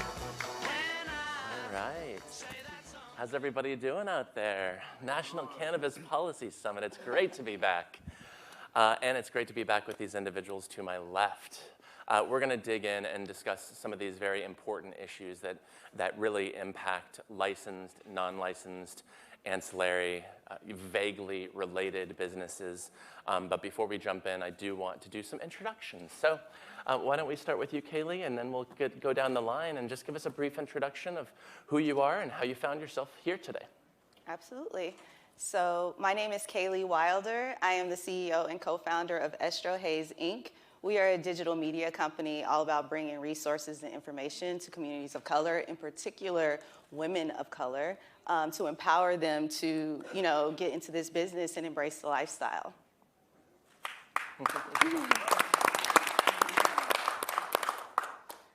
Thank you, Ricardo. My name is Dustin McDonald. I'm the Vice President of Government Relations for Weedmaps. Weedmaps is the oldest and largest technology company in the cannabis space. My way of being here is through policy, while we do a lot of interaction with government on the right way to organize policy to sufficiently generate enough access for patients. Ultimately, we run off of a technology platform. And as an operator of a technology platform, we have considerable issues with a lot of other technology platforms that tend to oversee ours. That's why I'm here today. Right on. And yeah. I'm Letha Knott. I'm the executive director of the First Amendment Center at the Freedom Forum Institute, which incidentally is located in this building, so I didn't travel very far to get here. But essentially, we're a nonprofit, nonpartisan organization that focuses on educating people about how the First Amendment and how free speech and free expression in general work. And part of that mission is that we pay very close attention to the kinds of speech that are allowed and not allowed on social media. Not exactly a First Amendment issue, but an issue that impacts the public conversations we have about everything. So that's why I'm here. Wonderful. My name is Mike Whiter. I am a producer for Now This. My main focus is Now This Weed. We produce cannabis content, video-driven social video news content, mostly on Facebook, Instagram, Twitter, social media stuff. Great. Thank you, guys. Thanks very much. And I know I got the brief introduction up front, but I did start the Cannabis at the Denver Post. And now my gig is Grasslands. We're a PR and marketing agency specializing in highly regulated industries, including very much cannabis and hemp. And I also am the host of Cannabis and Now. So it's a podcast from Civilized. Just got picked up for a second season, so give us a subscribe. But we are here discussing Cannabis in the Crosshairs. I want to start by just kind of laying the groundwork. Where are we? What is the state of the union? Because we've already talked here today about cannabis journalism, the complexities that exist there with that medium. But so much of modern media at the same time really is social media. It's the App Store. It's how we interact with news so often through the lens of Twitter, Facebook, and that has really become such an important part of the national, international conversation. And here in cannabis, it's red hot and necessary as well because of the complexities there and businesses' page getting banned or shadow banned or just straight up pulled. I have a dear friend who just lost their Instagram page, a great edibles company out of Colorado, and they're really starting from zero, and that is their primary driver of traffic. But if we're starting to talk about this State of the Union, where are we right now in mid-2019 as it relates to this subject matter? Dustin, you want to get us started?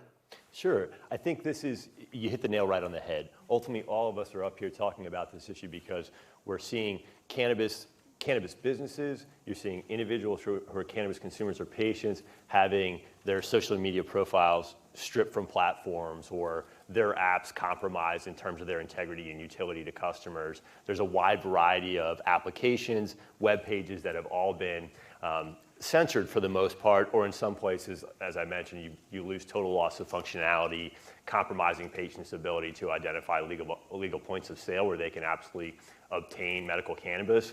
So it's really kind of covering the whole groundwork in terms of how it's affecting cannabis businesses, cannabis industries, and cannabis consumers. It's a pervasive problem that there really isn't a lot of government address to at this point at the federal level, or even by the vast majority of these states who have organized these models. Even in California, we've got the Internet Association, the Tech Caucus, and you've got groups of lawmakers working with folks in the tech industry regularly because of Silicon Valley, there isn't a real appreciation for how those larger tech companies are kind of putting downward pressure and really kind of stifling the growth of the marketplace and stifling consumer access. Anybody else have anything to add about, kind of bringing us up to date, maybe personal experiences with what's happened, and especially as this relates to social media, App Store, and this industry? I could jump in. Yeah. One thing that is concerning to me, particularly about 2019, the landscape now, is how arbitrary the rules are. I mean, if I know what the rules are, then maybe I can work within a particular framework. But right now, it just seems random when pages are pulled. And that is what's, I think, frustrating for a lot of companies right. that are doing business. Yeah. Yeah, the popular, you've violated our terms of use. Right, without giving any kind of specifics, really. Or it's general, but just, there's no rules, really. It's a lot of gray. And we find that a lot in the cannabis industry in general, but in particular, as far as social media is concerned, it's a lot of gray. And advertising, too. On a very basic foundational level, let's just kind of lay that quick groundwork. Maybe, Mike, you can help us. Why do these businesses, these nonprofit organizations, these influencers, why do they need to be on social media? Why are these channels so essential for them? Well, social media is important. We need to reach, for now this, our audience is millennials. So we need to reach those millennials, and that's where millennials live, is on social media and on their mobile phones. That's why social media is important. That everybody is on their, not just millennials, everybody is on their phones all the time. And that's where this news that we put out needs to live, so that people can get that news and ingest that and take it and do whatever they want to with it, to advance cannabis laws. Right. And Lada, can you speak to this too? Because we live in such a vastly different media environment today than even 10 years ago, than even 5 years ago. But why are these social channels so essential to a business, a media organization, a nonprofit organization? Because social media is the way that we get the word out these days. If you don't exist on social media, I don't want to say that you don't exist, but it just makes everything a lot more difficult. And so it's interesting that because we're sort of reliant on those as like ways to communicate with people, it's important to keep in mind that different social media platforms, they all set their own community guidelines, their rules for what content you can put on it. And they also all have their own advertising guidelines that are even more stringent than their content guidelines. And it's tough because it's given that you're kind of playing by their rules when you're using their platform. As you've mentioned, you can easily lose everything that you've worked towards when they decide you're violating the community policy or the advertising guidelines. And all of these are, by the way, enforced by a combination of algorithms and humans. And so you aren't going to get consistent enforcement. You're going to get some things that get taken off for no reason.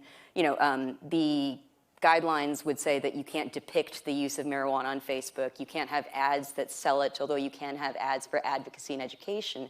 But what people have found is that they, to give you an example, last year there was a shadow ban of the California agency that officially regulates marijuana because you're working with an algorithm that was just banning anything with the word cannabis. So that's tricky, putting your faith in social media platforms, even though everyone kind of has to in today's world.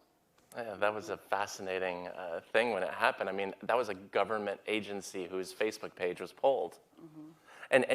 And this is not limited to social channels. And of course, it's so much of our world, right? I don't know if any of you get that weekly reminder from your iPhone about how much time you spent on your phone on average per day, but I get that every Sunday, and it's terrifying. But it's social media without a doubt, and they have this power because they have an ownership of what you're putting out there. But it's also the App Store, and not just Apple, it's Google, it's other channels. Dustin, I know that you guys face this regularly. I wrote a page one story for the Denver Post back in 2015, I believe, back when Weed Maps, Massroots, a lot of those early adopter apps were having problems pushing through updates So can you talk about how this challenge also applies to beyond social media? Of course, yeah. On the social media side, I think from a policy side, just to jump on that real quick, there's a lot of tools that you have compromised as well. If you're ultimately running campaigns and you're trying to sway voters and you're driving that message to their constituents at them trying to use social media platforms, doing Facebook ad buys, doing any kind of ad buys across those platforms, you're largely kept from the ability to do that by these platforms. But jumping into the information piece, I think now this said it dead on. We're talking about information delivery, really, ultimately through these platforms. And Weed Maps, I think you have the analogy of not only information that needs to be delivered out to our customers and to our clients that runs through our app, but you're also compromising delivery itself, of delivery of cannabis to patients. And that's something that I want to focus on a little bit. So in our app, we have a feature called WM Orders. Through the Orders platform, customers who are patients can place an order for pickup. There aren't enough retail access storefronts across America, folks. You've got 47 states with some form of legal access online, but very few of them have sufficient retail density to satisfy patient or consumer demand, meaning that the largest portion of the market will still remain illegal until electeds wake up to the fact that they need to create a larger legal market than there is an illegal market. In that environment, what you have for patients is an atmosphere where if I go to a dispensary to access cannabis for medicine, I have to wait in a long line most times. It can be a difficult thing to go to initially for a patient because of their physical health, and it can also be a problem once you get there. So pickup really is a savior for a lot of patients as they try to access the limited number of legal storefronts that exist in places like California. Now, through the App Store, we've had various components of that pickup mechanism that have been disabled. And Apple has offered all kinds of different rationale to that, but to the point raised by a number of folks across this panel, the rules set by Apple, whether they're advertising rules or whether they're rules related to content, there is no rule book, folks. And if there is a rule book, Apple's not showing it to us, and they're sure as heck not offering any kind of consistent interpretation of those rules. In that atmosphere, all of the work that we try to do to expand legal access, safe and legal access to patients is compromised. And it's not just our work. It's the work of cultivators, it's the work of manufacturers, it's the work of distributors, it's the work of testing labs, it's the work of retailers, it's the work of everybody across this industry that we're all trying to do together to build a functioning regulated marketplace. All of that is compromised by these technology platforms that seemingly are beyond government regulation at this point. Lada, can you kind of walk us through this? Because there's issues of federal illegality, of course, but then we also can't help but think about censorship and free speech, you know? So what's happening in here? Is this happening primarily because it's still federally illegal, marijuana is? Kind of. It's a really confusing legal landscape right now, as I'm sure everybody's aware. But I think the thing to keep in mind is that you've got policies about content and you've got policies about advertising, each platform does. And when it comes to content, usually if you're like discussing, say, the benefits of marijuana, that should be allowed. Most of the content rules would allow things like that, but and this is where it gets dicey, like you can't, for like say Facebook, you can't depict the usage of it, which is really strange, but you know, there's certain things where you are allowed to talk about it, you are allowed to advocate for it, or at least you're supposed to be. Like I said, the enforcement of this can be kind of off kilter. But with the advertising policies, each state has different advertising policies, and each state has different legal standards for cannabis right now. And essentially, Facebook and Google and the rest of them are sort of erring on the side of banning more stuff because they don't want to run afoul of anything. They don't want people doing anything that's illegal in a particular jurisdiction because they don't want to be regulated by the government. They're trying to avoid that. And so they're basically like, well, let's just ban it just in case. We don't really want somebody to say we're facilitating illegal activity. That's something that they're I'd say terrified of, and so that's why they're sort of leaning towards banning more advertisements or blocking more people from purchasing advertisements, and that kind of informs the rule book and everything that they do there. Yeah, I remember early days, pre-adult use even, you know, certainly social media channels were a very popular way for dealers to sell product, you know, let people know where they're going to be, what it's going, you know, what the going rate might be. You know, we at Grasslands, we do run social media for a number of businesses, and we have a list of best practices. And I'll throw some of those things out there, and I'd love some feedback from the client or from the panel. But one of the things we tell clients is just don't talk about prices, don't talk about addresses. Let's keep these things, you know, if they want to find that, they can find that on Weed Maps, they can find that on your website, on your owned media.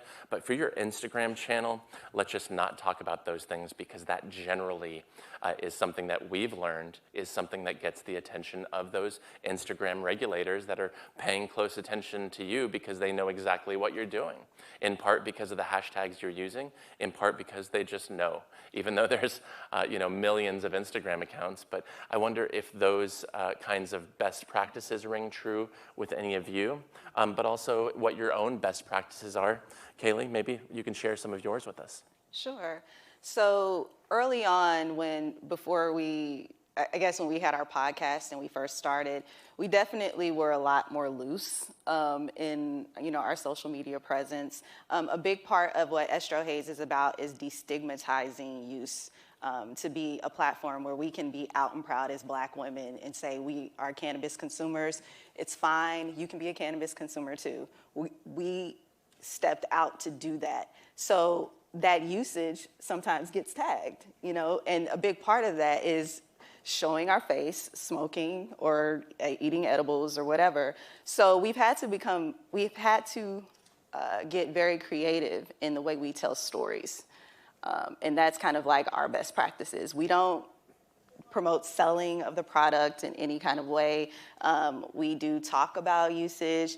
We really only post certain things on our stories. We've been experimenting a lot, but that's kind of, we just had to get really creative in our storytelling and not be as explicit in it, I guess.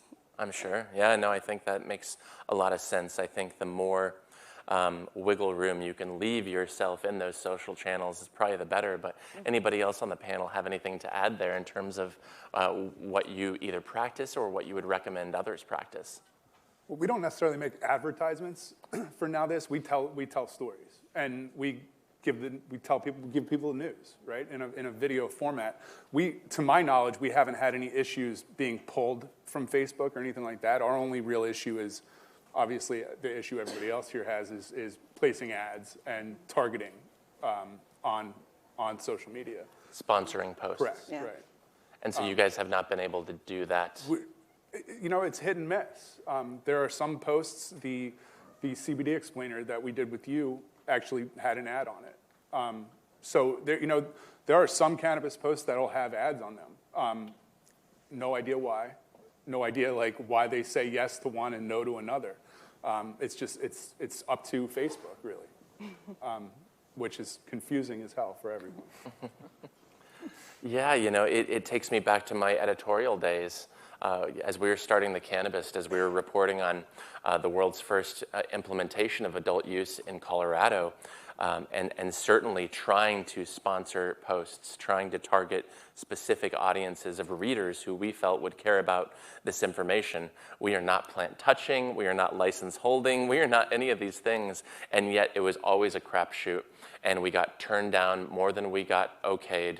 And that was really frustrating. I'm guessing you guys have played around in that pool as well, Kaylee. Yeah, definitely. Some posts get approved, and slowly, none of our posts have been approved. Now, we haven't been banned from it necessarily, but lately they haven't approved any of the posts that we've submitted. So it's arbitrary again. Yeah, we just made these, we made some fun handmade merch, some hand screen printed incense packets, packed them up. We gave them to some clients and prospects, but it was a wonderful process that we did with some of our creative partners and made a pretty thoughtful Instagram post about it, tried to put some money behind it, doesn't mention anything anywhere, cannabis, marijuana, hemp, and it definitely got turned down. I appealed 2 weeks ago. Got turned down, no explanation whatsoever. We're not a plant-touching business. We work with other industries in addition to cannabis and hemp, including technology and traditional healthcare, and that is not still not working for us. Dustin, Lata, can you maybe speak to why this doesn't only apply to license holders? It's also these ancillary businesses that happen to work with the industry as well. I'm going to leave that one to you. I have no idea why that arbitrary method of application exists. Because, you were saying that the rule book is not very clear to people and the guidelines aren't very clear. I think I don't think that there's necessarily like an internal rule book that says exactly what you should ban. That's the problem, right? The policy that says, don't promote something illegal or ban posts that actually refer to the sale of marijuana or might lead to that. That's really vague. And the two things that you have enforcing this vague policy are computers and people. And so they might just have seen that and been like, I don't know, just to err on the safe side, I'm just going to ban that post, Or for all I know, a computer did that. And it's, although the visual recognition probably wouldn't have been good enough. It was probably a person. But, you have that. And I think the reason why the rule book is vague, it's a bit intentional because you'll see that with social media platforms and their policies about ads, about content, they change pretty frequently. It's kind of like every time there's a big public outcry about something, they'll shift it. To give you an example, not cannabis related, Facebook had a policy saying that you could not post something that would depict child nudity, which is fair. And then there was that famous photo from the Vietnam War of the girl running from the napalm fire, and it does depict child nudity. So, of course, the Facebook algorithm or human moderator immediately took it down, and there was an outcry that this famous, very newsworthy photograph was removed. So now their policy about child nudity says something like, child nudity is banned unless it is related to a very significant journalistic moment. You get the idea. This really just ends up developing as it goes along. And so I think that is actually why the policy is vague, because they're not really sure what the outlines of it are either. It's very case by case. I thought what you said earlier about these businesses themselves trying to avoid regulation was really poignant. I think especially we saw Zuckerberg, what was that, last year, testifying? And you can just tell he does not want them in his business, because he just started this business in his dorm room, Senator. How many times did we hear that? And he does not want those regulators in his business. And so there is probably this hypersensitivity to all of this. But one thing I've noticed, and I've been paying close attention to this since 2013, is that there has been progress. Back then, it seemed like nobody was getting boosted posts through. Lots more pulled accounts. I guess shadow bans maybe have increased, but at least from my position, I've seen progress in these last 5-6 years on this subject matter. It's slight, it's still nebulous, and there's not a lot of guidance that they're giving us, but it seems like they're letting certain CBD companies boost posts. So I guess I'll put that question to the panel. Are you seeing progress, or have you seen progress in the last year, in the last 5 years? Dustin, maybe starting with you, especially since Weed Maps is a giant in this space, and all of these channels are mammothly important to you guys. For sure, we have not seen progress. You have or no? We have not. You've not seen. If anything, it's gotten worse, particularly as I think there are expansions to applications that have been developed for cannabis businesses. I'll give you another example. So not only do we conduct digital advertising through an online platform, but we also build and sell software to industry participants. One of those software programs is actually compliant delivery software. So that software, really, by facilitating safe and legal access through delivery, you're doing another solid for patients by giving them a way to receive cannabis without having to leave their homes. So it's a preferable model than storefront retail, or at least ought to be joined with storefront retail from a policy standpoint. But delivery fails to function appropriately for patients when they're unable to use it correctly, and the features associated with that on apps and platforms are ultimately dismantled or disabled. But the other challenge, I think, really is as you go about making some of these modifications to some of these tools and features that are really designed to facilitate broader patient access. Those things are being compromised by this ever-changing series of policies. There seems to be greater reluctance, and perhaps that's exactly it. Maybe we're running up against policy for Apple, and they're trying to figure out how do we balance this, and there's not enough public outcry about it for them to retreat into a position of having to establish some kind of functional policy for folks who are in the space. But we have not seen any real progress. And so when you say you've not seen real progress, is that specifically on the App Store front, or does that also apply to how the social channels are treating your social platforms? Oh, it's both. Profiles. It's both, absolutely. Like you say, it's not just Weed Maps. Obviously, it's the websites, it's the social media accounts of other folks on this panel, of other folks in this room who are involved either on the business side or the consumer side. I think everyone really is fallen subject to the same issues. I think where you've got a larger, perhaps more pervasive platform that might be monitored more heavily and more regularly. You think? So certainly we're a larger target, and we're going to experience more issues, and we're driving this directly and aggressively at these platforms as we build out and expand our scope. Mike, I'm curious, I know you and I have talked a little bit about this. Now this has a number of channels. Now this weed, politics, her focuses on women's issues. Are your various Now This platforms treated differently by these social networks? Aside from being able to boost posts and target posts, no, we're not treated any differently at all from the other channels. And that's especially important for you because, granted, Now This has a website, but nobody watches Now This content on the website. Now This lives and breathes on social channels, so you guys depend on that access. Yep. Interesting. So the only difference is that Now This Weed cannot always sponsor posts. The other channels don't have that problem. Correct. You know, the other channels actually help us get our content out there by cross-posting and sharing. You know, when a Now This Weed story about something that's going on with a politician is cross-posted to the politics page, it blows up because the politics page has an incredible following that's very engaged, and that's engagement's everything on social media. So, no, we're not treated any differently than the other channels. Well, I'd like to talk about this now too because we keep mentioning that the rules are nebulous and they don't really open that up, and that doesn't matter if you are the holder of the account, if you're a journalist calling and asking them to explain why something is happening. I've had conversations with a lot of these networks and businesses that we're talking about. I've had multiple off-the-record conversations with Apple representatives. They refuse to talk about this on the record, at least with me.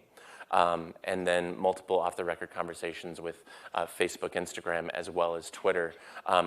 They talk generally about how this violates terms of use, but I'd love to hear what each of you have heard when you get turned down, when you appeal, whether it's an app or whether it's a social channel, but what are you hearing from these businesses specifically, and then what aren't you hearing that you wish you could hear?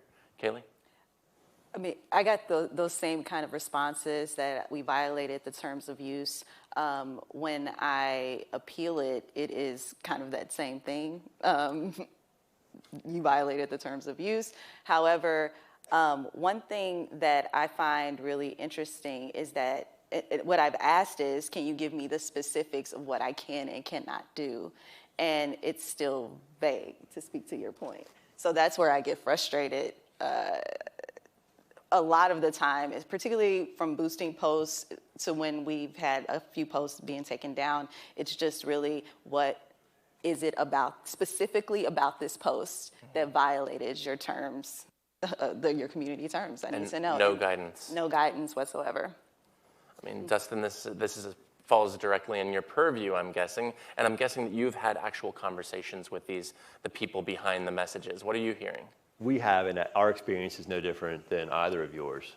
Whether it's regardless of the issue, it all comes, whether it's content or there's advertising policy, it's always the same explanation. You violated this particular section of that policy. When you seek further explanation of how you violated that and how you could preferably redress that, you're not really giving any clear guidance. Oftentimes you're set on kind of a fool's errand to pull together a bunch of data that you bring back to them and find out that by the time you bring it back to them, even if it's a week later, they've closed your case because they feel like you haven't gotten back to them in time. But they also haven't told you that there's some window that you have to get back to them by.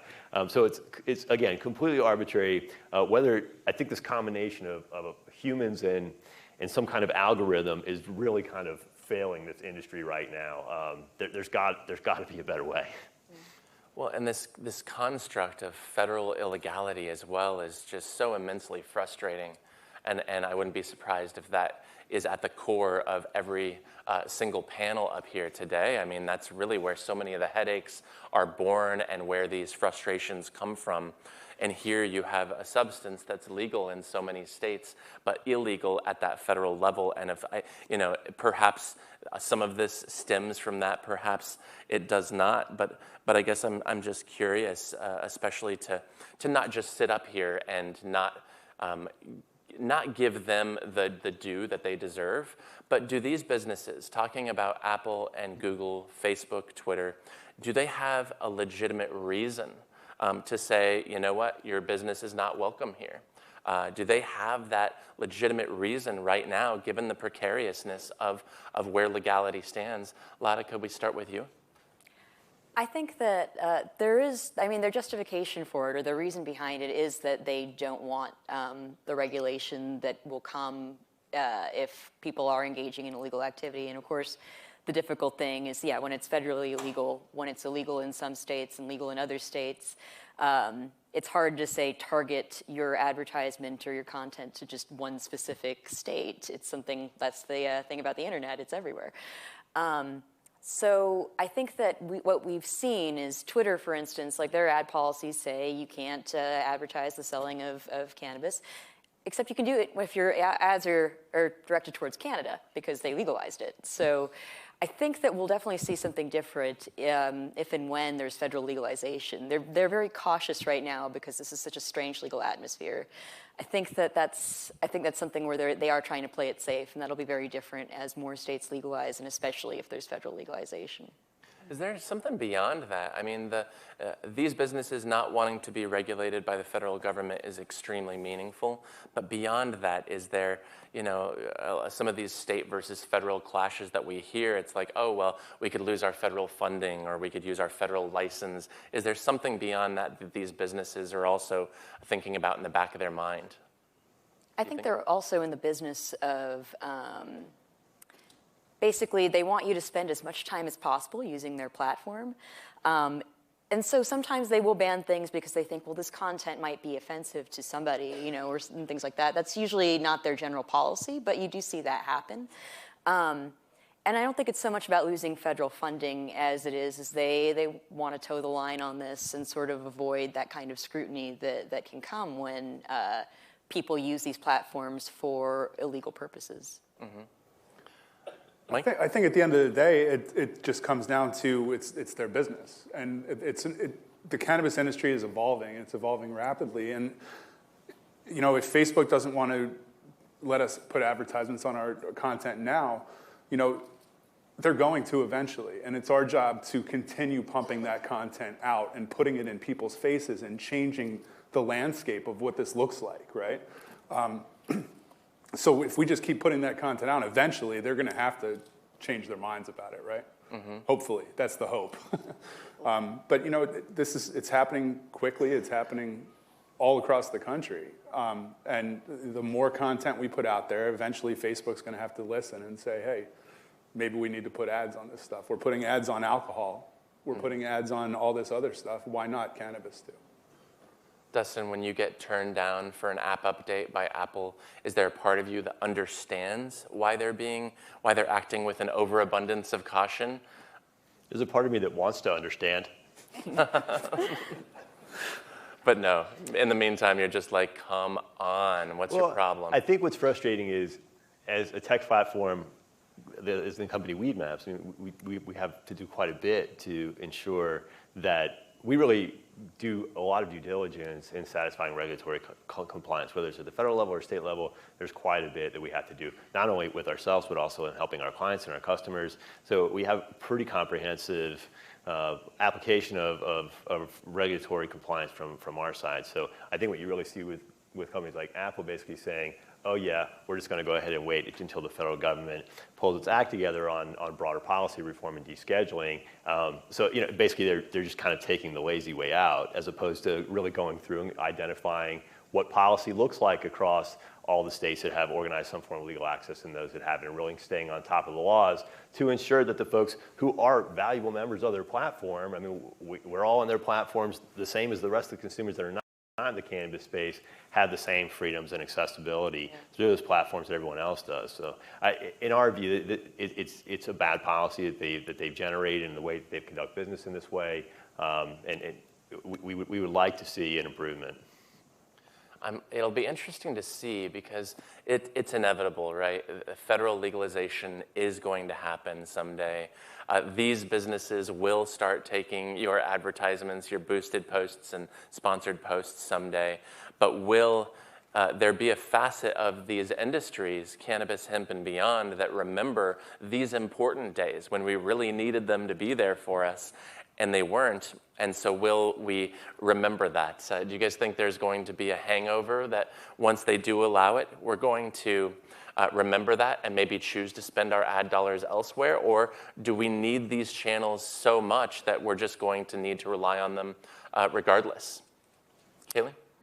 Well, I think it's our responsibility to also go where the people are, because a big part of what we do is educating people to destigmatize the plant and show them how it can be beneficial for their life in a variety of ways. So we are probably going to have to depend on those platforms if the people are there. I mean, that's just the reality of things. Yeah, I think you're probably right. Anybody have anything else to add there? It's just they hold all of the cards right in this situation, and we're completely at their mercy. Maybe we're running out of time, but I do want to get in one more question. How do we solve this? What are the best steps that we can use as media, as industry, as thought leaders, as consumers, and ultimately so many of us are really consumers and customers of Facebook.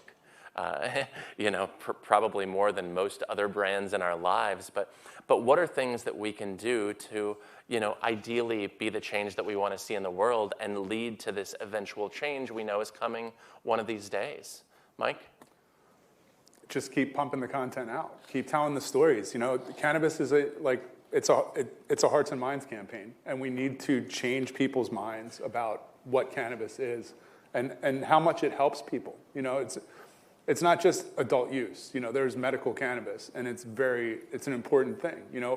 My favorite stories to tell are people whose lives were saved by cannabis, because that mirrors my story, and I know how to tell that story. We just keep pumping content out.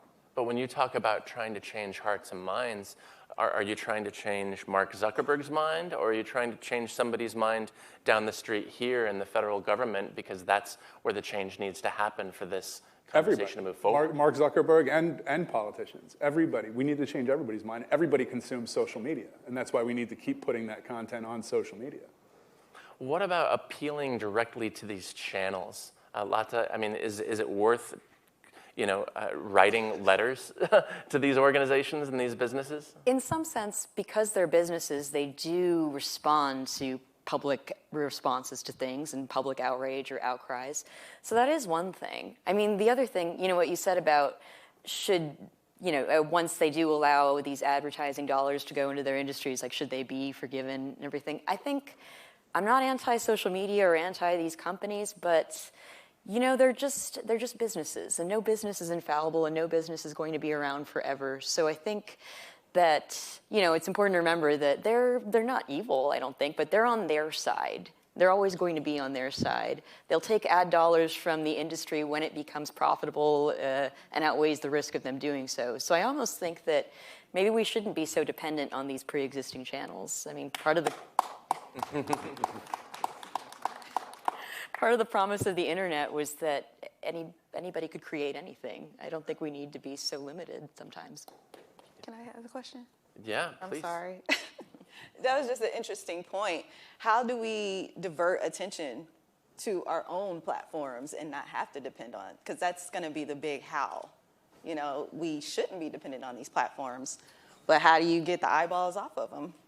Yeah, that's a good question. I mean, my wife, the minute, what was it that broke? Oh, Cambridge Analytica. The minute that news broke, she deleted her Facebook. And I was just like, you are so lucky, because my line of work would never allow me to do that. I can't do that, but I would have done it that day if I didn't rely on it. So that's a great question to the panel. What are the alternatives to supporting these multinational conglomerates that we've developed a certain amount of dependence on? As you proposed that last question, I was listening to Kaylee respond to it. I was trying to think of where the hell you could go. But I thought you made a great point, Kaylee, that you really have to go where the people are. You have to go where your audience is. And generating some new place to go, I think, is certainly a laudable goal that really is incumbent upon all of us. In the meantime, I think we also all have to do our part to appeal directly to these platforms to improve. We have cases of patients who have shared with us correspondence that they've written directly to Apple saying, oh, you eliminated my ability to identify cannabis dispensaries where I live, and now I can't obtain legal access. Glaucoma patients and a series of other patients have sent us these correspondence. So I think it's incumbent upon all of us also to respond to Apple and to these platforms and let them know that this is a problem, this is unacceptable. As users of their platform, we demand more of them. And so I think it's going to be a little of both. I'm curious, Dustin, has Weedmaps ever done a letter writing campaign? You guys have such an immediate through line to people who are passionate about these issues.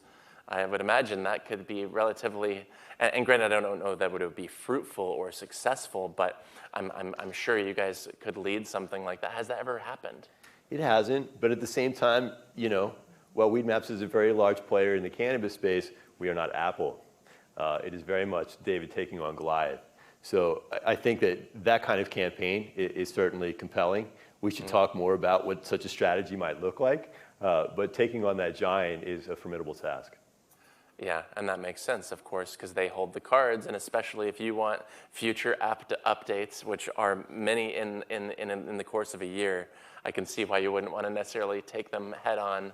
The strategy to compromise this issue with Apple will be a delicate one. Well, I think, you know, I think everybody in here, this is an issue that impacts us all.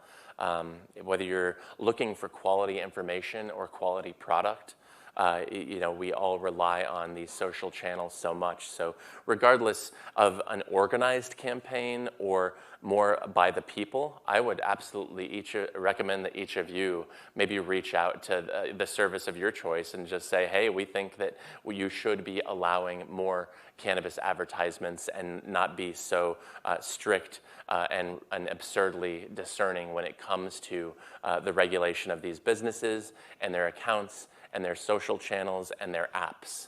But in the meantime, I want to thank my panel and thank all of you guys, and I hope it's a great rest of the day here at the National Cannabis Policy Summit. Thanks very much. Thanks, guys. Thank you.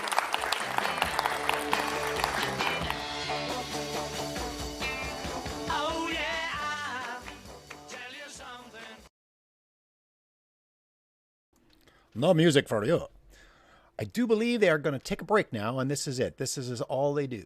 Oh, Elizabeth, let's hear her. And consumers and advocates at the summit this weekend. Way to go. I am thrilled that cannabis companies in Massachusetts are now up and running because we've seen how these businesses can lift up local economies. Cannabis advocates all across the country have made a lot of progress so far, but we cannot claim victory until we legalize marijuana at the federal level. Senator Cory Gardner and I have taken one more step toward that goal by introducing the STATES Act. This is a bipartisan bill we've put together to put the power to regulate cannabis out of the hands of the federal government and into the hands of the states. This legislation is just plain old common sense. It would help state regulatory systems and cannabis businesses operate without the threat of DOJ interference. and it would allow legitimate businesses to access the banking system. I've also co-sponsored legislation like the Marijuana Justice Act. This bill would reschedule marijuana and expunge the criminal records of people who were convicted for minor marijuana crimes.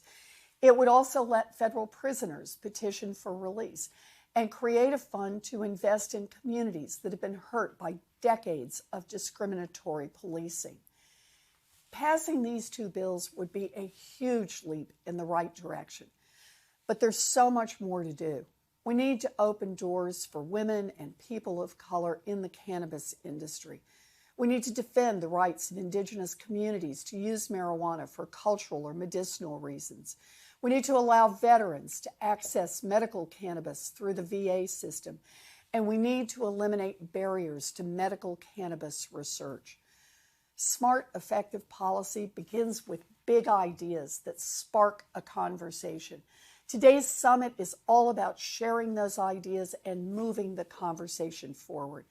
We're laying the groundwork for transformational change in the years ahead.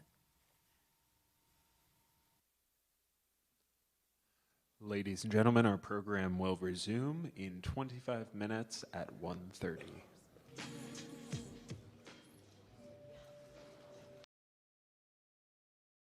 And it never resumed on Fox. Don't know why. But thanks for tuning in today, Reefer Revolutionaries. This was a surprise broadcast for me. Did not know this event was happening. It was the second annual National Cannabis Policy Summit in Washington, D.C., and lots of great information coming out of there. I hated really agreeing with Grover Norquist so much, but he was on point with regards to the taxes and regulation. And I don't think, and I agree. That's interesting. New York legislation over 700 pages, and I agree with the point that the simpler the better, because it takes 2 pages to get the law out, and then the other 698 pages are taking away what they just gave you. So I kind of on board with that. And does expunging go far enough? That's a good start, I'd say. But one thing I'd have to say is Marijuana Justice Act does include all of that, which is why it might only have Democratic sponsors. 34 co-sponsors, all Democrats. Whereas if you take a look at H.R. 1588, the Ending Federal Marijuana Prohibition Act, introduced by Representative Tulsi Gabbard and Don Young of Alaska, Tulsi Gabbard, of course, of Hawaii. That bill is a clean bill. 1 page, literally just 1 page, removing cannabis from the Controlled Substances Act. And it is co-sponsored by 25 people, bipartisan, of Democrats and Republicans. So no one's even talking about that bill in any of these forums. We did at the State of Cannabis, and you can watch Tulsi Gabbard's keynote speech and our exclusive interview with her at State of Cannabis. We had 3 to 5 minutes and used it wisely, I think. Check that out on the channel. And join us Sunday, folks, for our regular show. We are headed out to, getting ready to go out to a, what's the name of the magazine? I always get it wrong. Going to a pre-420 event tonight. Is it Sensi magazine? Is that what it's called? Yes, Sensi. A Sensi magazine event here in LA. And hopefully we'll find something to do tomorrow. If not, we may just go live here from the cabin, from our little studio here in Mount Washington, the hippie enclave, Dog Mountain, as they call it up here. And we'll hotbox our room for 420, maybe just hanging out with you guys or something. I don't know what we'll do. We'll go live at some point tomorrow, just to say hi on the big day. It's not such a big day here in Los Angeles. No real big outdoor protests as they have in Vancouver and San Francisco. It's kind of low key. Private thing is going on for money. But no real revolutionary protests that happen in the greater LA area that we've ever seen. Of course, last year we did our first dabs ever here in the studio. So maybe we'll pull together a couple of folks and do a little party up here and check in or something. We'll do something. So subscribe, get notifications, ring that bell. So when we do go live at some point tomorrow, you'll be able to see what we're doing. And join us on Sunday for our regular show, Reefer Revolution Live. at 4:20 Pacific. So thank you guys for joining us today. A lot of folks join us during the week that can't join us on the weekend, like Upstate Raider. Thanks for being here. Ernest Agaya jumping in. You can rewind and watch the earlier part of this. Also, the first half is up. You can watch. And Timbuktu will have lots of news from around the country in the afterburn on Sunday. So join us for that. And yes, talking about that panel, you cannot boost posts. I can't boost. I can't monetize. I can't do anything on any of the socials. I'm lucky enough, I guess, that they will have me. We are on DLive and the Lino blockchain. Have no idea what that is, but DLive works great. Thank you, DLive viewers. Lots of viewers over there on DLive. Drop some notes in the chat, guys. Let me know you're there. I can see you. So talk about it in the chat. Let's get the DLive chat going.